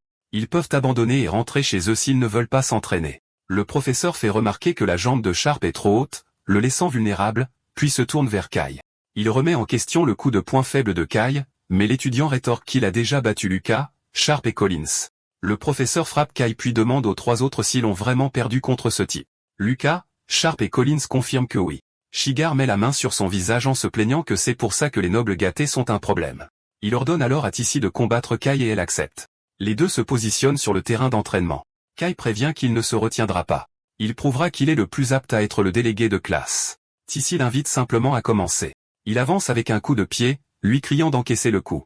Kai sourit pendant l'attaque, mais Tissi le frappe à l'estomac, le faisant reculer sous l'impact. Son bras bouge rapidement. Elle bloque son coup de poing avec sa jambe et lui demande ce qu'il en pense. Kai réagit à sa contre-attaque. D'un seul coup, Tissi le projette au loin. Kai est allongé sur le sol avec une marque sur le front. Il bloque immédiatement son coup et crie de ne pas le sous-estimer. Tissi prépare alors une autre attaque de paume. D'un seul coup, elle le projette à nouveau au loin. Lucas observe la défaite et commente que maintenant il comprend pourquoi le professeur a fait de Tissi la déléguée de classe. Shigar ordonne à tout le monde de prendre l'entraînement au sérieux. Tissi s'approche de Kai et lui demande s'il va bien. Le professeur prévient que demain, tout le monde doit dompter au moins une bête magique. Il menace d'expulser quiconque échouera du département d'arts martiaux. Shigar annonce que c'est la dernière ligne droite, et qu'ils se battront de toute leur force jusqu'au coucher du soleil. Lucas aide Kai à se relever. Il dit à Kai que sa défense est un désastre, mais que ça ira s'il corrige cette mauvaise habitude. Mais Kai le nie. Il déclare qu'il pense être amoureux de Tissi. Il explique que c'est la première fois qu'il est vaincu par une fille, et qu'il a déjà pensé au prénom de leurs enfants. Le lendemain, les élèves reçoivent l'ordre d'entrer par la porte de manière ordonnée. Kai commente que l'endroit est immense. Il se demande combien de bêtes il y a, commençant à avoir peur. 2 étudiants d'un autre département se moquent des étudiants en arts martiaux, disant qu'ils seront anéantis immédiatement. Shigar dit à ses élèves d'utiliser ce temps pour mémoriser les règles du tournoi au lieu de se préoccuper de pensées inutiles. Lucas s'assoit à côté de son professeur dans les gradins. Le garçon regarde sur le côté. Kai admet qu'il devient nerveux, mais Lucas lui conseille de faire comme si les bêtes magiques étaient Monsieur Shigar. Lucas explique qu'elles sont faibles. Il dit à Kai de s'imaginer en train de terrasser Monsieur Shigar. L'idée le motive, mais Shigar les avertit. Il peut entendre chaque mot qu'ils disent. Lucas lui rappelle qu'une bête magique de bas niveau ne peut pas briser sa défense. Kai promet de ne plus refaire cette erreur. Shigar regarde Lucas donner de bons conseils. Pendant ce temps, un annonceur apparaît sur un écran. Julia annonce le début du tournoi. Elle demande au premier groupe de compétiteurs d'entrer. L'annonceur explique les règles. Dompter 10 bêtes magiques donne un score parfait. La limite de temps est de 10 minutes. Julia entre dans ce qui semble être un espace barrière. Elle se demande comment autant de bêtes magiques peuvent tenir dans une si petite cabane. 2 grandes bêtes aux dents acérées apparaissent juste devant elle. Elle suppose que tout le monde est au fond de la cabane et prépare son attaque. Lançant un sort, elle déclare qu'elle a attrapé de mignonnes petites bêtes magiques. Son attaque frappe les créatures. L'annonceur explique que lorsqu'une bête se soumet, une fumée vibrante s'échappera de son corps. Cela permet au professeur à l'extérieur de la barrière de suivre les progrès de chaque élève et d'attribuer des notes. Un professeur observe la progression du tournoi. Un enseignant annonce que la mission sur le site 5 est terminée. Elle demande aux prochains compétiteurs de se préparer. Un instructeur félicite la jeune fille d'avoir terminé en seulement 3 minutes. Elle le remercie. Puis, elle demande l'emplacement de la compétition du département d'arts martiaux pour pouvoir regarder son frère. L'homme l'informe que ce sera sur le site 10, le tout dernier. Elle décide de prendre une collation en attendant. La fille s'éloigne dans le couloir. Iwa Miranda regarde. Elle se demande si Lucas Ryan obtiendra les mêmes résultats que lors de la cérémonie d'entrée. 2 heures plus tard, un élève s'inquiète de n'avoir obtenu qu'un seul point. Son camarade le rassure. Il explique qu'à l'exception de la classe d'élite, tous les mages n'ont réussi à obtenir qu'un seul point. Kai se demande s'ils pourront rester dans le département d'arts martiaux. Lucas lui dit de ne pas s'inquiéter. En termes de puissance brute, ils ne sont pas plus faibles que les classes de mages. Shigar joint ses mains et acquiesce. Il dit aux élèves de ne pas se sous-estimer. Personne n'a été blessé car une bête magique de niveau 1 ne peut pas blesser un humain. Le professeur affirme qu'ils sont plus forts que les mages de bas niveau en combat rapproché. Il les exhorte à avoir plus confiance en eux. Les élèves commentent à quel point il est étrange que Monsieur Shigar les encourage réellement. Tissi s'approche. Elle confirme qu'elle est allée vérifier et que personne n'a été blessé. Tissi explique que la plupart des élèves sont simplement épuisés d'avoir vidé leur mana. Elle révèle également une information importante qu'elle a découverte. Elle révèle qu'il utilise des barrières pour restreindre les mouvements des bêtes, ce qui empêche les élèves de se faire encercler. Elle conseille que si un élève ne peut pas gagner, il devrait simplement fuir. Trouver une bête plus faible pour obtenir un bon score. Les élèves la remercient pour l'information. Shigar se dit que choisir Tissi comme délégué était la bonne décision. Un professeur fait remarquer qu'il a entendu un vilain élève espionner leur classe. Il se tourne vers Shigar. Il dit que quand on manque de talent, la seule option est de compter sur des ruses lâches pour survivre. Shigar lui demande ce qu'il veut. Greg répond qu'il est venu les avertir. Le département d'arts martiaux est le suivant. Il ajoute que les élèves ont intérêt à faire de leur mieux, sinon tout le département pourrait être fermé. Le professeur reste silencieux. Greg affirme que ce ne serait pas un problème si le département disparaissait. Ça n'aurait jamais dû être créé en premier lieu. L'homme se retourne et s'éloigne en riant. Lucas le regarde partir. Il se souvient que ce type est exactement comme les brutes de sa vie antérieure. Lucas se lève. Il demande s'il passe en premier puisqu'il a été classé premier à la cérémonie d'entrée. Shigar le confirme. Cependant, il offre à Lucas la possibilité de laisser quelqu'un d'autre passer s'il est nerveux. Lucas refuse l'offre. Il déclare qu'il passera en premier, comme il l'avait prévu. Lucas affirme qu'il obtiendra sans aucun doute un bon score pour clouer le bec à tous ceux qui méprisent le département d'arts martiaux. Ses camarades de classe l'encouragent, criant qu'ils vont montrer à tout le monde de quoi ils sont capables et faire le spectacle. Le professeur Shigar remarque leur changement d'attitude, notant qu'ils tremblaient tous il y a à peine une seconde. Un étudiant leur rappelle de ne pas oublier ce que Tissi a dit. Lucas répond qu'il ne pense pas que l'utilisation de titres honorifiques soit appropriée. 10 minutes plus tard, sur le site 10, Lucas se retrouve dans une arène sombre et brumeuse. Il serre le poing, prêt à l'action. Des cercles magiques de perception se forment dans le ciel. Il réalise qu'il doit les éviter. Il court le long de la barrière pour que personne ne sache ce qui se passe vraiment à l'intérieur. L'explication révèle que lorsqu'une bête magique reconnaît un maître, leurs âmes se connectent. Cela permet la communication et l'utilisation temporaire de leurs capacités. Pendant ce temps, un loup blanc ronge un os. Il lève la tête, interrogeant son maître. Pourquoi utiliser son pouvoir alors que le maître est déjà plus fort? De retour dans l'arène, une patte de loup se matérialise et attaque. Avec l'esprit du loup à ses côtés, Lucas déclare que soumettre des bêtes magiques de bas niveau est facile, mais un énorme hibou vole droit sur lui. Il l'identifie comme une bête magique de haut niveau et ordonne la retraite. Le hibou avance, attaquant avec ses serres. Puis la créature s'envole dans la grande arène circulaire. Mais Lucas l'intercepte en plein vol avec une patte de loup spectrale. Il la frappe, déclarant que pour faciliter le dressage pour les autres étudiants, il est préférable de briser d'abord leur volonté de se battre. La bête s'écrase au sol. Il s'approche, disant que le pouvoir d'Éule est utile. La présence d'une bête de haut niveau devrait suffire à intimider celle de plus bas niveau. Ses yeux tourbillonnants, la créature tombe en transe. Lucas la remercie de se soumettre si facilement. Il déclare qu'il ne peut pas laisser la fumée de la potion s'échapper tant qu'il n'aura pas dompté toutes les bêtes de la zone. Le hibou reste au sol, maintenant maîtrisé. Il annonce qu'il part à la recherche d'autres bêtes. Il dit au revoir et s'en va. Le hibou déclare qu'il ne veut plus jamais le revoir. À l'extérieur de l'arène, le tableau d'affichage montre que Lucas Ryan a toujours 0 points. Kai se désespère en voyant que la moitié du temps s'est écoulé. Julia insiste sur le fait que, puisqu'elle a obtenu un score parfait, elle sait que son frère le peut aussi. Holt Ryan observe les étudiants de loin. Greg commente qu'avoir 0 points signifie qu'il ne peut même pas battre la bête magique du plus bas niveau. Il ajoute que c'est là toute la différence entre un artiste martial et un mage. Shigar reste silencieux en regardant Greg. Julia leur crie de ne pas se moquer de son frère. Elle affirme qu'il est incroyable même sans utiliser la magie. Holt Ryan grogne que défendre un artiste martial la rend tout aussi aveugle que le professeur Linda. Greg lui dit de dire ce qu'elle veut, mais les résultats parlent d'eux-mêmes. Soudain, une notification annonce que Lucas Ryan a obtenu un point. Kai est ici célèbre. Au moins, il pourra rester dans le département d'arts martiaux maintenant. Un professeur s'approche, demandant pourquoi ils sont si heureux avec un seul point alors que le score le plus élevé de sa classe est de 5. Mais ensuite, les points continuent d'augmenter jusqu'à 2, 3 et 4. Le score atteint 5, laissant Greg abasourdi. Il n'arrive pas à croire que l'inutile département d'arts martiaux ait égalé le meilleur score de son élève. De retour dans l'arène, Lucas marche sur un serpent géant. Il note qu'avec toutes les bêtes intimidées, ses camarades de classe peuvent accumuler des points facilement maintenant. Il décide qu'il n'a plus qu'à obtenir son score parfait et à sortir de là. Puis une bête ressemblant à un lion apparaît devant lui. Lucas bat rapidement une série de bêtes magiques, atteignant sa 9e victoire. Le petit hibou réalise qu'il est vraiment revenu. Il le frappe en plein vol, atteignant la barre des 10. Greg reste silencieux et commence à transpirer. Une notification annonce que Lucas Ryan a atteint le score parfait de 10 points. Julia célèbre, s'exclamant que c'est bien son grand frère. Lucas sort de l'arène. Une voix dans le haut-parleur se demande si le département d'arts martiaux vient vraiment d'obtenir un 10 parfait. Il tapote la tête de Julia. Elle rayonne, disant qu'elle savait que son grand frère pouvait le faire. Greg se met à crier. Il insiste sur le fait qu'il est impossible pour un étudiant de première année en arts martiaux de dompter 10 bêtes magiques. Il se tourne brusquement vers Lucas, l'accusant de tricherie. Lucas reste là, impassible, tandis que Julia se cache derrière lui.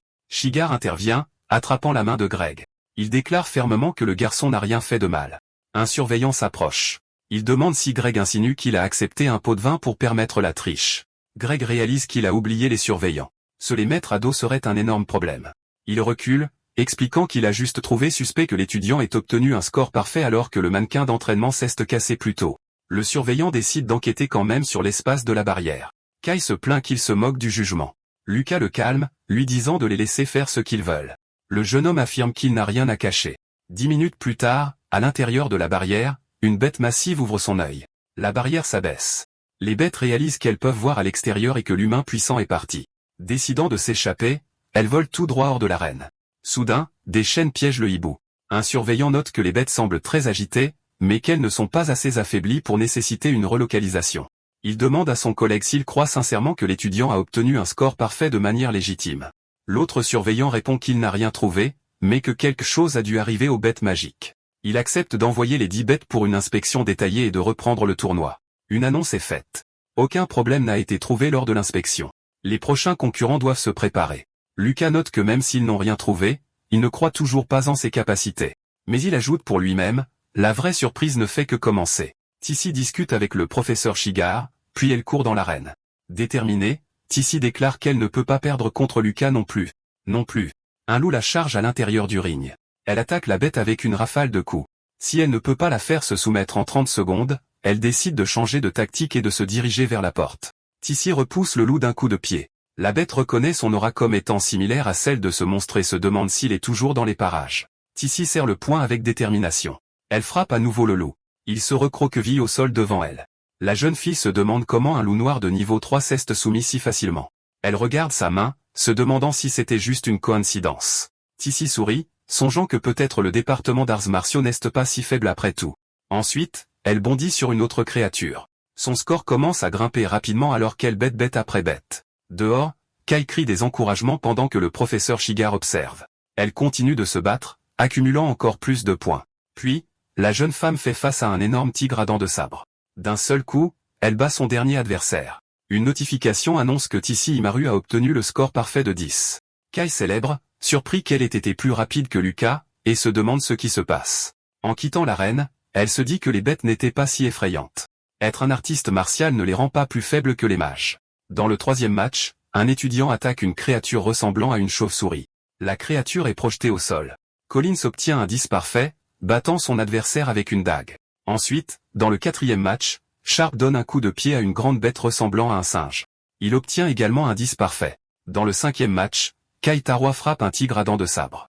La bête s'écrase au sol, complètement vaincue. Kai célèbre son score parfait de 10 contre l'animal. Le tableau d'affichage montre que Julia, Iwa, Lucas et Tissi ont également atteint le score maximum. Au fur et à mesure que le tournoi avançait, les étudiants en arts martiaux ont continué d'accumuler des scores parfaits, se hissant directement au sommet de chaque épreuve. Le professeur Shigar sourit discrètement au résultat. Il prend une gorgée de sa fiole. Un surveillant annonce que l'inspection détaillée n'a révélé aucun problème avec les bêtes magiques ou l'espace de la barrière. Un homme plus âgé loue leurs compétences en arts martiaux, mais se demande pourquoi les scores de la division sont si exceptionnellement élevés. Un surveillant suggère que les bêtes étaient déjà effrayées par les attaques des étudiants de la classe des mages, mais son collègue rétorque que cela ne s'est jamais produit auparavant. L'homme plus âgé explique que comme c'est le premier tournoi de la division des arts martiaux, les étudiants combattant de près ont dû effrayer les bêtes encore plus. Il décide que la division des arts martiaux passera en premier l'année prochaine, mais que les scores actuels seront maintenus. Greg proteste, criant que cela signifie que la division des arts martiaux sera à égalité pour la première place avec la division d'élite. Le professeur Shigar l'observe de loin. Le directeur lui demande s'il a un problème avec ça. Greg se retire, contestant l'équité du résultat. Mais l'homme plus âgé déclare simplement que la chance fait partie de la compétence d'une personne. Un autre directeur convient que ce n'est pas la faute de l'étudiant et que les scores ne peuvent être annulés. Ensuite, le directeur Otani ordonne à Greg d'annoncer les résultats. Greg regarde Shigar et Linda s'éloigner. Il grogne contre Shigar en espérant qu'il fasse attention. Les deux directeurs continuent leur conversation près de la cage des bêtes. L'un déclare que c'est une question cruciale pour l'existence de la division et demande à l'autre s'il sait ce qui se passe réellement.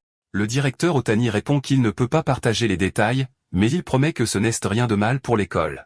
Il décide de s'en tenir au plan et d'agir comme si les capacités des garçons n'étaient pas réelles, tout comme il le veut. Kai célèbre son score parfait avec euphorie, disant qu'il doit le dire à son père immédiatement. Alors qu'il marche dans le couloir, ses camarades de classe commentent que dompter les bêtes n'était pas si difficile. Ils ont dû devenir plus forts. Lucas attribue leur succès à l'entraînement spécial du professeur Shigar. Une porte se ferme derrière eux. Maintenant assis, Kai demande à ses amis ce qu'ils feront avec les 20 points bonus qu'ils ont gagnés pour la première place. Collins répond qu'il va économiser les siens. Il doit être prêt pour les urgences. Son ami rétorque que la réponse évidente est d'acheter des matériaux de haute qualité pour l'entraînement au combat du mois prochain. Lucas, tenant sa boisson, pose des questions sur l'entraînement au combat. Kai mentionne la Tour Allen, le terrain d'épreuve exclusif de l'Académie de magie Allen. Il explique qu'à l'intérieur, il y a un monde illusoire rempli de bêtes où l'on peut acquérir de l'expérience au combat sans danger réel. Collins s'inquiète car seuls 100 étudiants de première année peuvent entrer. Il se demande s'ils obtiendront l'une des 88 places restantes puisque la division d'élite en a 12 garanties. Mais Kai le rassure, puisqu'ils ont tous obtenu des scores parfaits, leur entrée est garantie car la sélection est basée sur le classement du tournoi. Soudain, une chaise racle en reculant. Kai demande où ils vont. Collins répond qu'ils se dirigent vers le magasin de matériaux pour acheter de l'équipement d'entraînement. Lucas regarde ses deux amis se précipiter dans le couloir. Lucas sirote sa boisson, s'affirmant à lui-même que s'assurer que tout le monde ait eu un score parfait au tournoi était la bonne décision. Kai s'approche de Lucas et suggère qu'il aille aussi au magasin de matériaux, mais Lucas décline l'offre. Soudain, un pendentif se balance devant Kai. Lucas l'attrape en disant qu'il veut mieux voir le pendentif que le professeur Shigar lui a donné plus tôt. Lucas tient le pendentif en forme de croc. Kai l'identifie comme le prix pour les 3 meilleurs scores parfaits. Il se plaint. Comme il était un rang plus bas, le prix aurait dû revenir à Tissi. Lucas répond que son seul talent est la pure chance. Kai soupire de résignation. Il décide de retrouver les autres au magasin, et Lucas lui fait signe d'au revoir. Les résultats s'affichent sur un écran extérieur pour une foule. Le tableau d'affichage félicite le département d'arts martiaux. Tous les membres ont obtenu des scores parfaits. Une étudiante frappe violemment le sol du pied. C'est Lila, l'élève de Greg. Elle prétend qu'il avait besoin des meilleurs scores pour la 3e année consécutive pour devenir la classe d'élite. Elle demande si quelqu'un a la moindre idée de combien son père a travaillé dur au cours de la dernière décennie pour y parvenir. Elle lance un objet sur le tableau d'affichage. Un camarade de classe ajoute qu'ils ont aussi volé 20 places dans la Tour Allen. Un autre est d'accord, insistant sur le fait que ces places appartiennent aux mages. Un étudiant mentionne que les professeurs spécialistes des bêtes magiques ont dit que les étudiants en arts martiaux n'avaient pas triché. Puis l'un des étudiants mages lance son propre objet sur le tableau. Il prétend avoir entendu dire que le département d'arts martiaux a soudoyé les professeurs. Un autre convient que c'est possible. Pour le fils de la famille taurois, un pot de vin ne serait rien. Puis André, un autre élève de Greg, révèle qu'il vient de voir l'héritier taurois. Il dit que le type a acheté le dernier équipement d'entraînement au magasin du campus. Un élève craint qu'une fois que le département d'arts martiaux aura ses points bonus, ils achèteront tous les matériaux de valeur. Lila serre son bâton. Elle leur rappelle que les points faibles d'un artiste martial sont faciles à atteindre. Elle suggère qu'il serait peut-être temps de s'occuper de leur petite poussée de croissance. Un objet est projeté à travers les arbres. Il frappe le sol devant Collins et Sharp. Ils exigent de savoir pourquoi on s'en prend à eux. Collins tombe au sol, touché. Sharp se rend compte que l'attaque contenait une substance nocive. Il doit se rétablir rapidement. Il se tourne vers ses adversaires et propose des points en échange d'aide, mais Lila les confronte avec son bâton. Les deux garçons sont abattus et tombent au sol. Elle leur dit de se taire, affirmant qu'elle n'a pas besoin de leurs points. Allongé sur le sol, Collins demande la raison de l'attaque. Lila s'approche de Collins. Elle prétend que sa demande est simple. Tenant une fiole, elle lui ordonne de retourner au département d'arts martiaux. Elle ouvre la fiole de potions. Elle lui dit de dire à toute sa classe qu'ils sont inférieurs. Le soleil se couche enfin à l'horizon. Quelques heures plus tard, Lucas et Kai cherchent leurs amis dans la forêt, en criant leur nom. Kai remet en question l'inquiétude de Lucas, lui rappelant qu'ils sont toujours en retard en rentrant de leur petit boulot. Lucas répond simplement qu'aujourd'hui est différent. Il s'arrête devant une route. Il dit qu'il sent que quelque chose ne va pas du tout ici. Le sentiment de danger s'intensifie. Il s'élance soudainement à travers la forêt, laissant Kai derrière lui. Kai le suit en demandant pourquoi il est parti si soudainement. Une main blessée sur le sol se tend vers eux. Ils trouvent Collins et Sharp gisant sur le sol, à peine conscients. Kai s'approche de leurs amis tombés et demande qui a fait ça. Lucas s'agenouille et prend l'un d'eux dans ses bras. Dans les bras de Lucas, Sharp révèle que c'était la classe de Greg. Il murmure le nom de Lila. Il dit qu'ils ont été touchés intérieurement. Le visage de Lucas est complètement dans l'ombre. Kai crie le nom de son ami. Il vérifie l'état de Sharp, mais Lucas le rassure. Il dit qu'il est encore en vie, juste inconscient. Lucas donne les premiers soins à Collins et demande à Kai d'aller chercher des potions. Le garçon court à travers la forêt pour le faire. En tenant les bras de son autre ami, Lucas réalise qu'il a été visé par une technique dangereuse. Il a subi de graves dommages. Il identifie la méthode utilisée et serre le poing. Lucas déclare que ce n'est pas une farce. C'est une attaque sérieuse. Au sol, Collins appelle ses parents, criant de douleur. Lucas regarde son ami blessé. Il le réconforte, promettant qu'il cherchera à obtenir justice. Tissi et Kai arrivent en courant, criant le nom de Lucas. La fille demande si leurs amis ont été attaqués. Kai explique qu'il l'a trouvé sur le chemin du retour. Lucas dit que leurs vies ne sont pas en danger, mais qu'ils devront se reposer quelques jours. Kai remercie Lucas pour son aide, lui tend un sac et jure qu'il ne pardonnera jamais aux responsables. Tissi annonce qu'elle ira au conseil des élèves demain. Kai se demande s'ils l'écouteront, vu que les professeurs ignorent déjà l'affaire. Lucas affirme que cela n'a pas d'importance. Tissi observe l'expression sur son visage. Elle se rend compte qu'il semble être une personne différente, pas le Lucas calme et doux qu'elle connaissait. Il déclare qu'il résoudra certainement ce problème. Peu après, ils arrivent à la salle du conseil des élèves. Théodore Palomo écoute leur rapport. Il demande s'ils veulent se battre en duel avec les élèves de la classe du professeur Greg. Lucas confirme. Il exige des excuses de leurs adversaires s'ils gagnent, offrant son bonus de rang S s'ils perdent. Théodore remet en question le manque de preuves. Il demande si le bonus de rang S fait référence au pendentif qu'il tient. Le pendentif se balance dans sa main. Lucas et Kai regardent l'objet. Il laisse tomber le pendentif au sol et s'excuse, disant que sa main a glissé. Théodore suggère que parier quelque chose d'aussi bon marché semble un peu ennuyeux pour un duel aussi important. Kai reste silencieux. Il exprime sa colère tandis que Lucas le retient. Lucas demande ce qui serait considéré comme un pari approprié. Théodore se penche en arrière sur sa chaise, considérant la proposition. Il commente que cela devrait être quelque chose d'exclusif à cette école. Ayant une idée, Théodore se penche en avant. Il suggère qu'ils parient leur qualification d'entrée pour la tour des Halènes. La proposition est que le camp perdant renonce définitivement au droit d'entrée dans la tour. Lucas accepte les termes du défi. Le duel a été fixé pour 2 jours plus tard. Les étudiants de première année mécontents ont acclamé la classe de Greg. Leur professeur a publiquement loué les 3 élèves qui ont confronté le groupe des Aldo. Shigar, de son côté, n'a rien dit. Il a juste intensifié l'entraînement au combat de ses élèves. Le jour prévu, une grande foule se rassemble dans l'arène pour assister. Les 2 groupes prennent leur position. La foule crie que ces 3-là se battent pour le département d'arts martiaux. Lila dit que s'il abandonne maintenant, elle pourrait y réfléchir. Lucas répond qu'ils ne connaîtront le résultat qu'à la fin du duel. Une voix annonce aux 2 camps de se préparer pour le duel. Kai Taro dit qu'il est temps d'en finir rapidement. André ajuste ses lunettes, tient son bâton et se prépare à l'affrontement. Puis, le duel commence.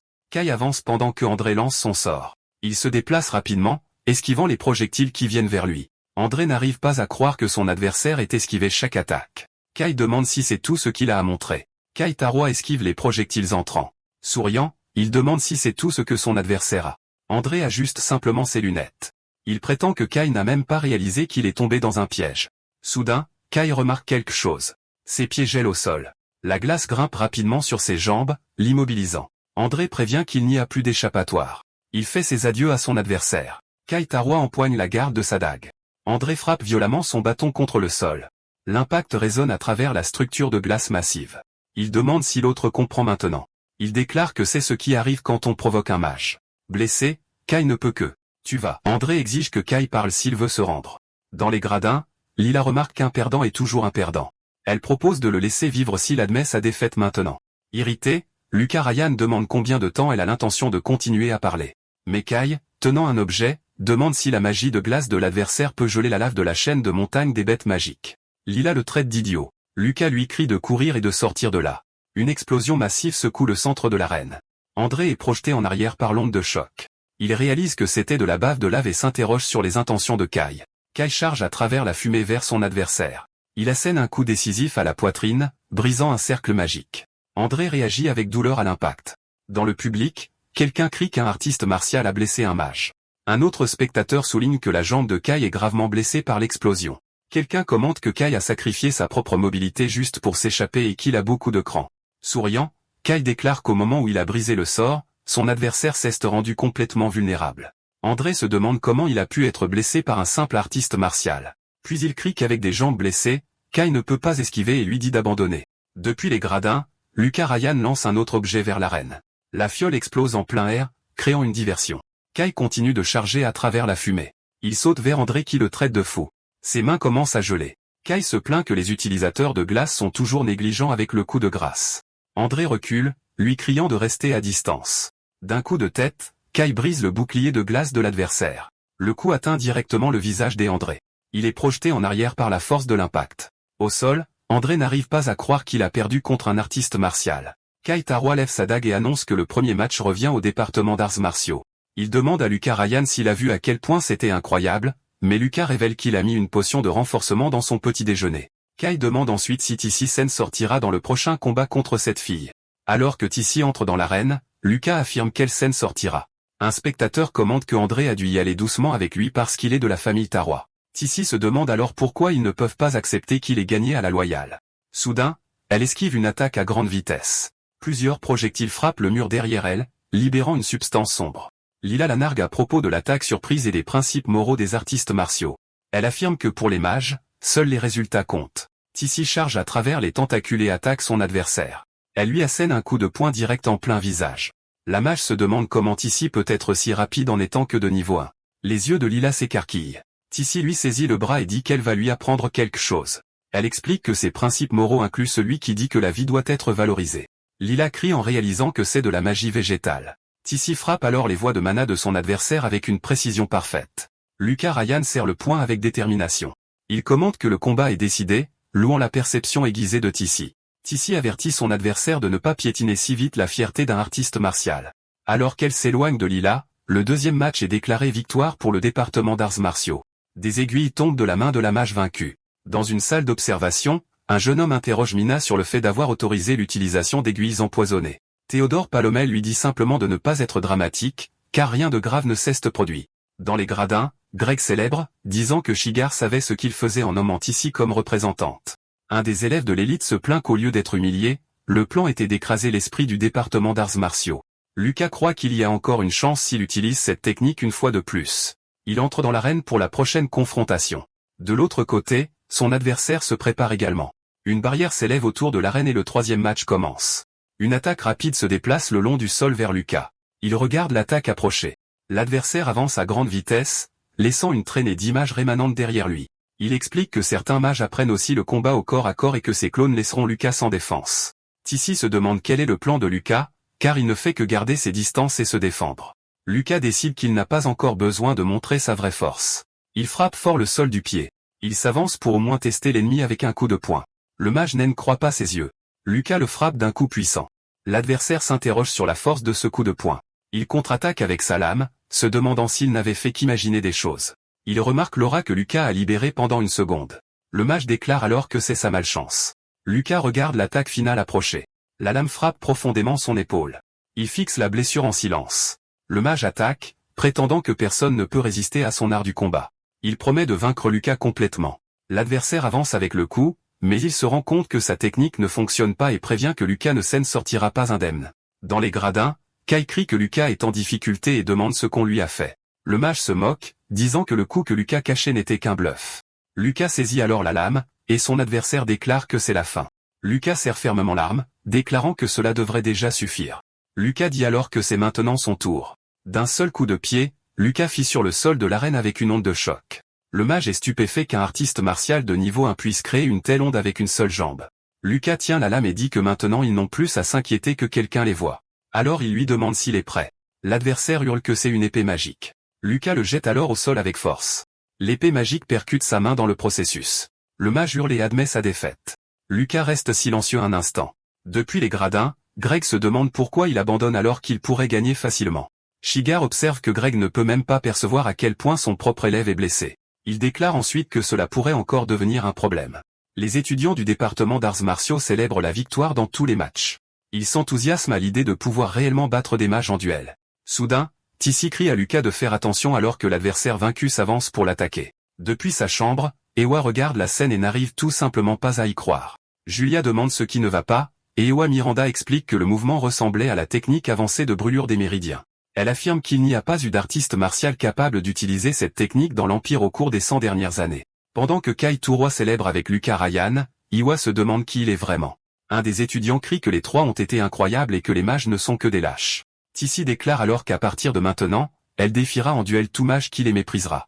Mais elle se corrige et dit qu'elle a simplement été meilleure que d'habitude aujourd'hui. Soudain, Shigar apparaît et les traite d'idiots arrogants pour s'être emportés si facilement. Tissi promet qu'elle deviendra plus forte et qu'elle le leur fera regretter. Lucas convient que le professeur a raison sur la nécessité d'avoir confiance en soi sans arrogance. Une femme s'approche de Shigar et commande qu'il commence à parler comme un vrai professeur. Il répond qu'il ne veut tout simplement pas que ses étudiants finissent comme lui et lui demande ce qu'elle voulait. Jessica Ryan, appuyée contre un arbre, tient une lettre décrivant les voies magiques rompues du mage blessé. Dans l'infirmerie, André est allongé dans son lit tandis qu'une substance sombre émane de son corps. Un carrosse arrive devant un grand bâtiment pendant la nuit.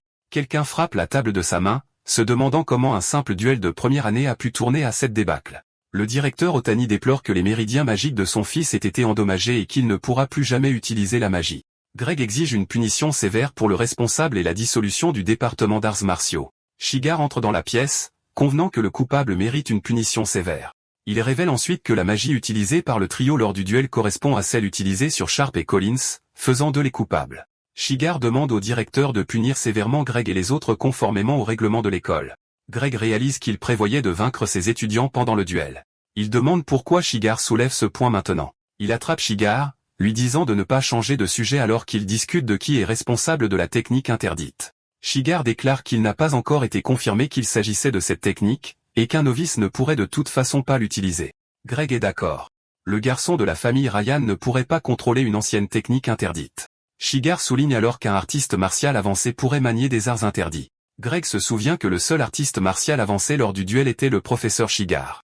Il se tourne vers Shigar et lui demande s'il pourrait être le vrai coupable. Shigar rétorque que s'il pouvait utiliser des techniques interdites, il les aurait utilisées sur lui il y a longtemps. Le directeur Otani demande comment ils expliquent l'état de son fils si ce n'était pas une technique interdite. Shigar suggère que c'est peut-être le karma et dit qu'il a interrogé Lucas à ce sujet plus tard. Il raconte que Lucas a insisté sur le fait qu'il ne pouvait pas utiliser d'arts interdits et a partagé sa propre théorie. Selon elle, le mage a payé d'énormes sommes pour apprendre des techniques dangereuses auprès d'individus douteux. Lucas suggère que, peut-être inquiet des fuites d'informations, quelqu'un de puissant de la pègre a profité du duel pour agir. Le directeur réfléchit à cette possibilité. Greg s'irrite, demandant s'il pense pouvoir classer l'affaire avec des rumeurs ridicules. Son allié est d'accord, déclarant que ce n'est que pure spéculation. Mais Shigar soutient que cette théorie est plus crédible qu'un débutant utilisant une ancienne technique interdite. Il prévient que s'il provoque le ressentiment de cette personne, les choses deviendront sérieuses. La technique du destructeur de méridien peut neutraliser instantanément même le mage le plus talentueux. Plus tard, le directeur Otani marche seul dans une bibliothèque. Il trouve le livre qu'il cherchait. En l'ouvrant, il se rend compte que la poussière a été essuyée, preuve que quelqu'un l'a manipulée récemment. Dans le livre, le directeur Otani analyse la forme de la main d'une technique spécifique. Il confirme que c'était exactement comme il le pensait. Seul, il reste dans l'immense bibliothèque. La scène change pour les sources chaudes de la chaîne de montagne des bêtes magiques. Lucas tient une potion, annonçant que le traitement final pour Sharp et Collins va commencer. Dans les hauts, les deux sont assis dos à dos. Soudain, les hauts autour d'eux commencent à s'agiter intensément. Sharp réagit physiquement en réponse au traitement. Collins réagit également intensément au processus. Lucas leur demande de tenir encore un peu.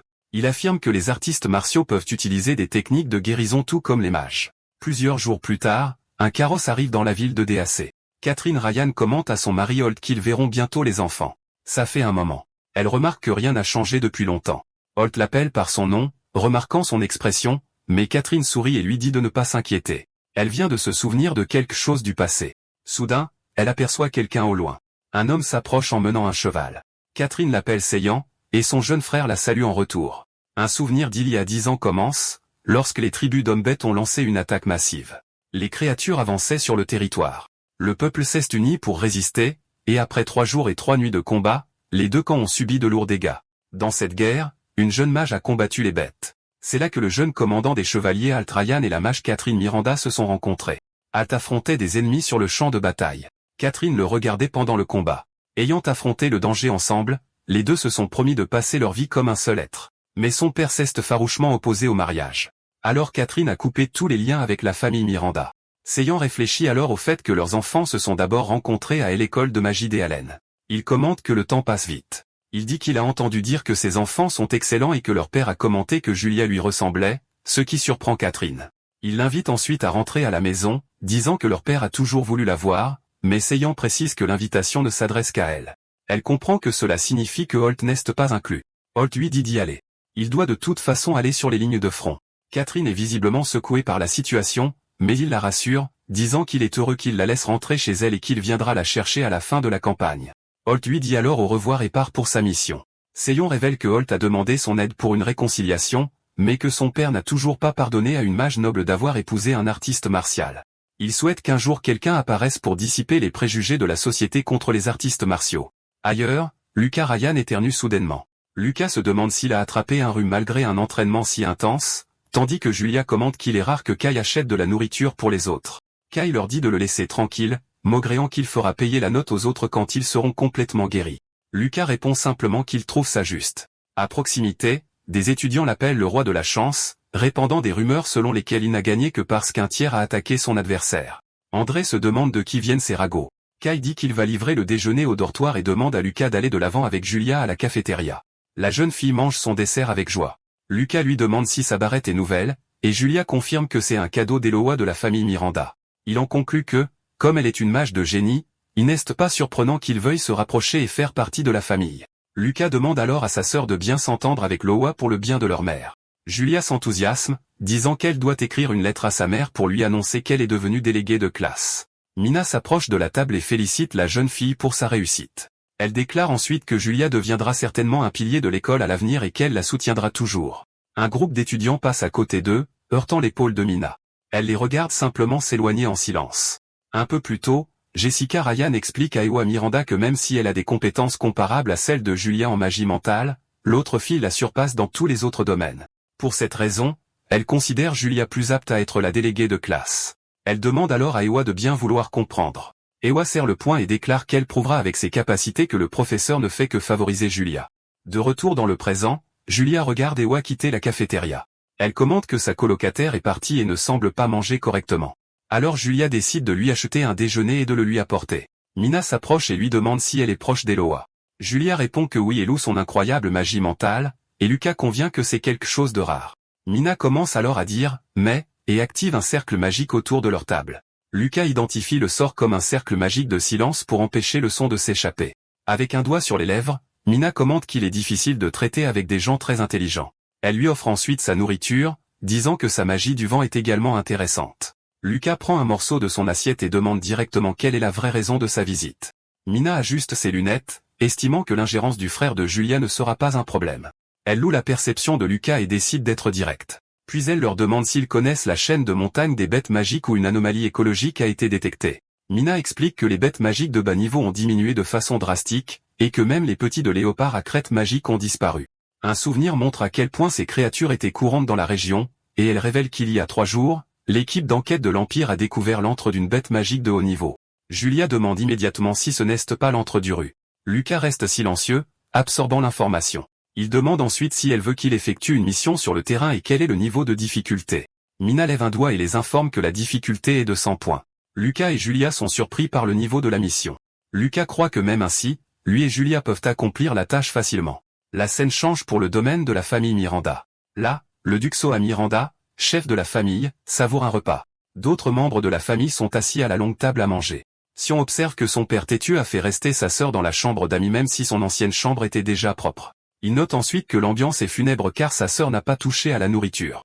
Soa Miranda appelle alors Catherine par son nom, tapant sa fourchette sur la table. Et il déclare qu'il est prêt à la reconnaître comme sa petite fille, puisque Julia a les qualités pour devenir une archimage sacrée.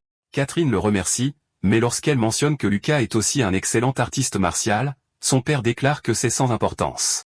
Il insiste sur le fait que la famille Miranda ne recherche que ceux qui ont le talent pour devenir des archimages sacrés. Alors qu'elle réalise que les préjugés de son père ne changeront pas facilement, un assistant entre dans la pièce et demande à être excusé.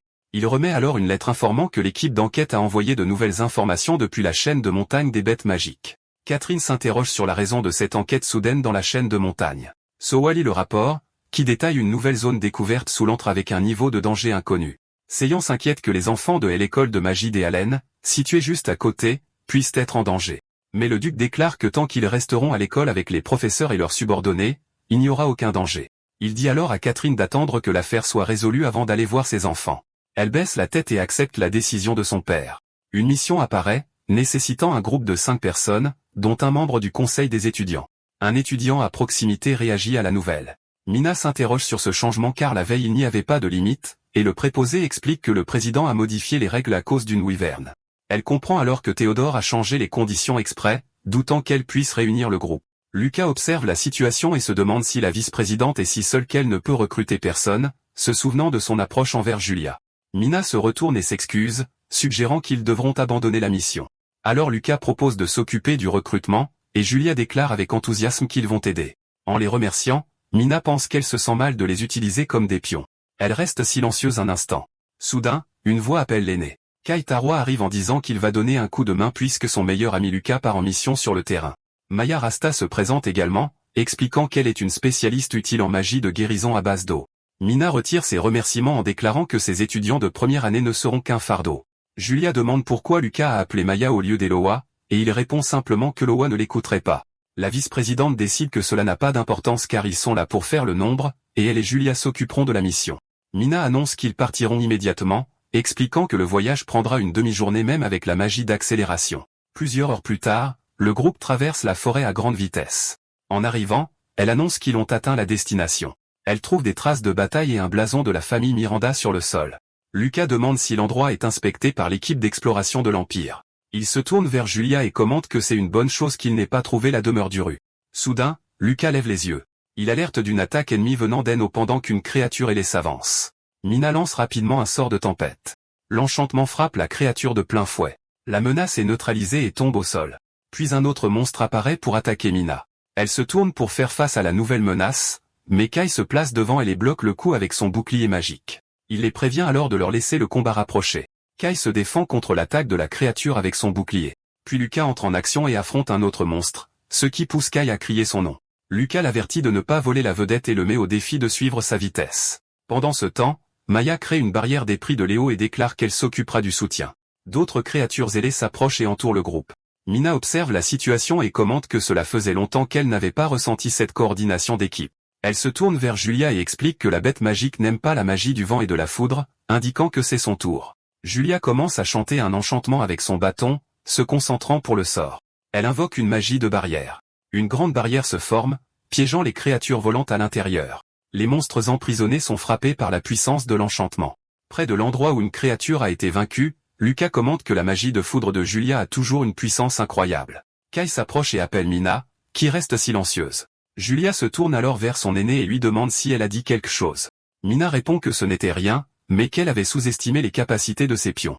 Maya guérit la main de Kai. Il la traite de déesse, mais elle rejette le compliment. Elle pense que déesse est exagérée, mais elle aimerait que Lucas le dise. Lucas la regarde, confus, alors qu'elle remet en question ses propres pensées. Le groupe entre alors dans une immense grotte. Un bâton illumine le chemin devant eux. Julia s'émerveille de la taille de l'endroit. Mina signale une zone encore plus grande et plus profonde plus loin. Kai note également qu'une petite armée pourrait marcher par ici. Lucas en déduit que la grotte a été creusée. Le sous-sol doit grouiller de bêtes magiques, rendant le chemin dangereux. Il prévient tout le monde de rester sur leur garde. Soudain, un groupe de gobelins les charge. Julia lance un sort sur les créatures. Les gobelins sont touchés de plein fouet par l'attaque. Mina explique que, comme leur vision est mauvaise, elle a neutralisé leur ouïe avec la foudre. Le groupe est en sécurité. Kai se prépare à combattre un autre monstre, mais elle l'avertit qu'ils ne peuvent pas vaincre toutes les bêtes qui attaquent. Kai annonce qu'il a un bon plan. Un peu plus tard, le groupe se met en position. Il court vers les monstres en leur criant de le poursuivre. Puis, Julia et Mina préparent leur sort. Kai regarde en arrière un instant. Les deux filles lancent leurs attaques combinées.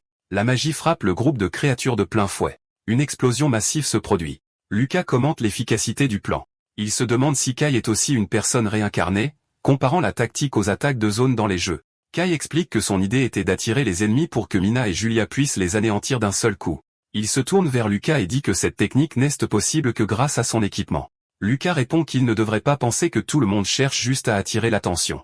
Grâce à la suggestion de Kai, le groupe a vaincu les bêtes magiques de manière continue. Maya utilise sa magie pour le soigner. Il s'approche peu à peu du centre de l'antre. Lucas observe ses coéquipiers. Lucas leur demande d'attendre et de laisser les autres se reposer, mais Maya commente que Kai fait semblant de ne pas entendre. Kai revient en courant, criant qu'il a amené les ennemis et que le reste dépend d'eux.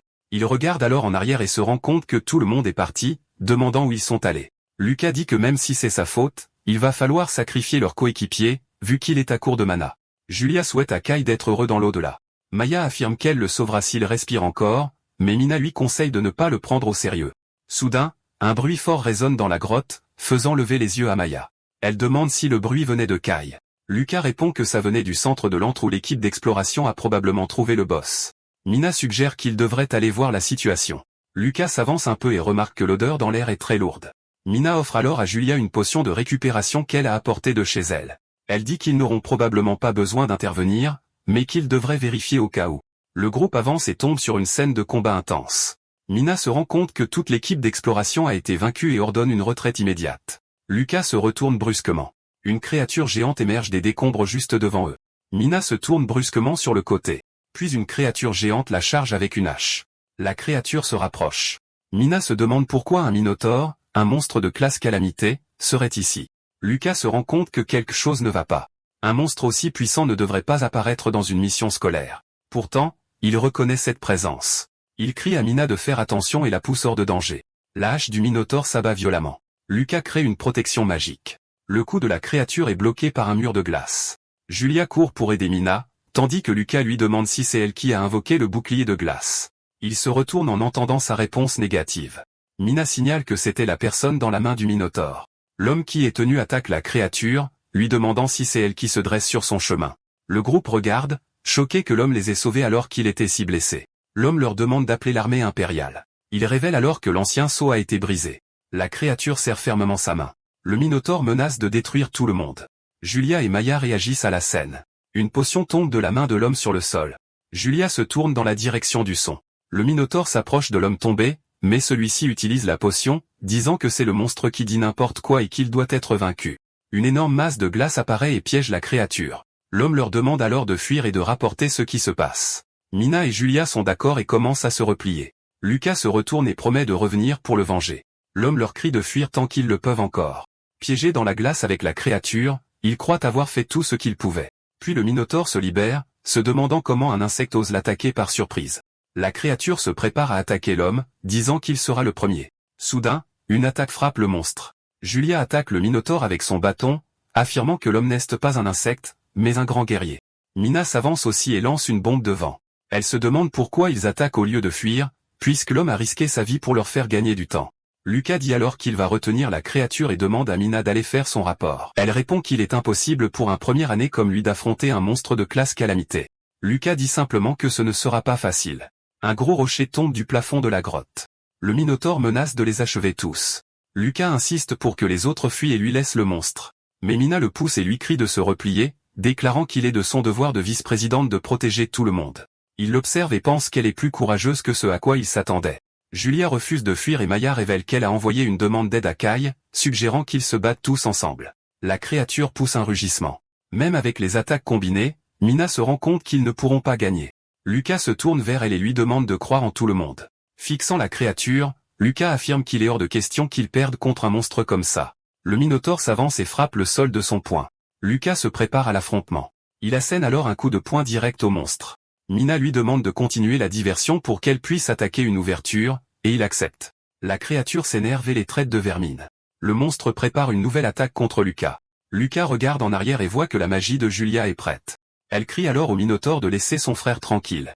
Julia lance une puissante attaque contre la créature. Le monstre est touché. Il lance une attaque en plein dans le visage du monstre. La créature rugit de douleur. Lucas crie qu'il a touché le point faible et scellé les mouvements du monstre, leur ordonnant d'attaquer maintenant. Julia prépare alors sa flèche de foudre. Mina se prépare aussi à lancer son tranche-vent. Mina et Julia lancent leur sort en même temps. Les deux attaques magiques s'avancent contre le monstre, mais le minotaure parvient à résister. La créature se plaint avec frustration. Ensuite, il menace de vaincre tout le monde dès qu'il se sera rétabli. Maya s'avance et dit qu'elle ne le permettra pas.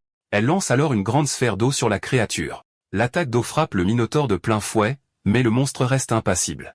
La jambe du monstre guérit, et il rejette l'attaque comme une simple éclaboussure d'eau. Le minotaure s'avance vers Mina, promettant de la vaincre. Julia demande ce qui se passe quand quelqu'un est électrocuté alors qu'il est mouillé. Elle déclare que le minotaure paiera pour ce qu'il a fait aux soldats. Électrocuté. Une énorme explosion magique engloutit le minotaure. Lucas comprend qu'elle l'a trempé d'eau pour amplifier la puissance de l'attaque électrique. Le minotaure tombe enfin au sol, vaincu. Il observe le groupe et commente que créer une stratégie comme celle-ci de manière complètement improvisée est digne d'une élève d'honneur. Grimpant sur le corps de la créature, Lucas annonce qu'il va porter le coup de grâce. Mina le regarde, confuse par son attitude. Soudain, une énergie sombre explose du corps du Minotaure. Elle se demande quelle est cette mystérieuse pression que Lucas ressent aussi. Une silhouette sombre et menaçante se manifeste devant lui. Dehors, Kai réagit à la perturbation venant de la grotte. Il se demande si le tremblement qu'il ressent est un tremblement de terre. Kai décide alors d'appeler immédiatement des renforts, demandant aux autres de tenir bon. Une énergie sombre explose, prenant la forme d'une créature démoniaque. Lucas réagit à la puissance écrasante de l'ennemi. Une onde de choc le frappe de plein fouet. Le monstre charge, le projetant au sol. Lucas se rend compte que ce n'est que la voix de la créature qui l'a frappé. Il est devenu plus fort. Il se retourne et demande si tout le monde va bien. Mina lance un cercle magique de silence pour se protéger. Mais l'effort épuise son énergie. Avec Maya et Julia, elle tombe inconsciente. Lucas regarde ses compagnons tomber. Une nouvelle énergie commence à émaner de son corps. La créature démoniaque rugit. Lucas charge et frappe le monstre. Il déclare qu'il va le vaincre. Lucas assène un coup de poing puissant. Il frappe son bras avec une force massive. Il atterrit au sol, réalisant que le monstre ne ressent aucune douleur. Lucas observe attentivement. Le bras de la créature commence à se reconstruire à partir d'énergie sombre. En quelques instants, le bras se régénère complètement. La créature attaque avec une lame d'énergie. La pression du vent force Lucas à reculer de douleur. Il se rend compte qu'il a sous-estimé l'impact du rugissement précédent. Le monstre remarque que la résistance d'effort l'excite. La créature frappe le sol, créant une onde de choc massive. Lucas parvient à esquiver l'attaque. Puis, la main du monstre se transforme en une lame tranchante. La créature fonce vers lui. Le monstre assène un coup puissant qui fait voler en éclats le sol de la grotte. Lucas voit des rochers tomber en direction des autres. Il se jette devant les débris pour les protéger. Lucas parvient à dévier les débris qui tombent. Il arrête un gros rocher sur le point de frapper Julia. Puis il se tourne vers le monstre bien qu'il soit blessé. La créature se prépare pour une nouvelle attaque. Le monstre tire un rayon d'énergie de sa bouche. Ensuite, il crée des ondes de choc avec ses mains. Lucas se rend compte que la puissance du rugissement est amplifiée par la paroi rocheuse. Il se positionne devant ses compagnons tombés. La force de l'attaque le frappe de plein fouet. Puis, la créature s'avance pour porter le coup de grâce. La créature se demande ce qu'il pourrait bien faire, ce qui amène Lucas à réfléchir à la raison de sa présence. Le monstre continue de parler d'un ton menaçant, mais Lucas le met au défi de le redire après qu'il l'ait battu. Il déclare que tant qu'il sera en vie, il ne laissera jamais le monstre toucher Julia et les autres. Il fonce et arrête le coup de la créature à main nue. L'impact le traîne en arrière, mais il résiste et brise la lame du monstre. La créature réagit au blocage de son attaque. Lucas s'avance et frappe avec la lame brisée. Le monstre riposte avec un coup de poing puissant, mais Lucas parvient à esquiver et à contre-attaquer. La créature attrape Lucas et commence à le traîner sur le sol. Lucas se libère et repousse avec force le bras du Minotaure. Le corps de Lucas commence à briller intensément alors qu'il se prépare à riposter. Le bras du Minotaure se régénère et se prépare pour une nouvelle attaque. Lucas charge avec une frappe d'énergie qui entre en collision avec les Minotaures. Ils échangent des coups, provoquant une énorme explosion de débris et de rochers. Lucas se tourne vers la créature et dit qu'il va en finir. Il lui fait face avec détermination. Puis il porte un coup au Minotaure. La créature réagit avec surprise. Lucas continue l'attaque, frappant la poitrine du Minotaure avec une puissance immense. Au sol, Julia commence à se réveiller. Elle se redresse et demande s'ils sont encore en vie et où est son frère. Ses yeux s'écarquillent devant la scène. Devant elle, Lucas se tient debout au-dessus de la créature vaincue. D'accord, c'est la fin de l'histoire. Merci d'avoir regardé. À la prochaine.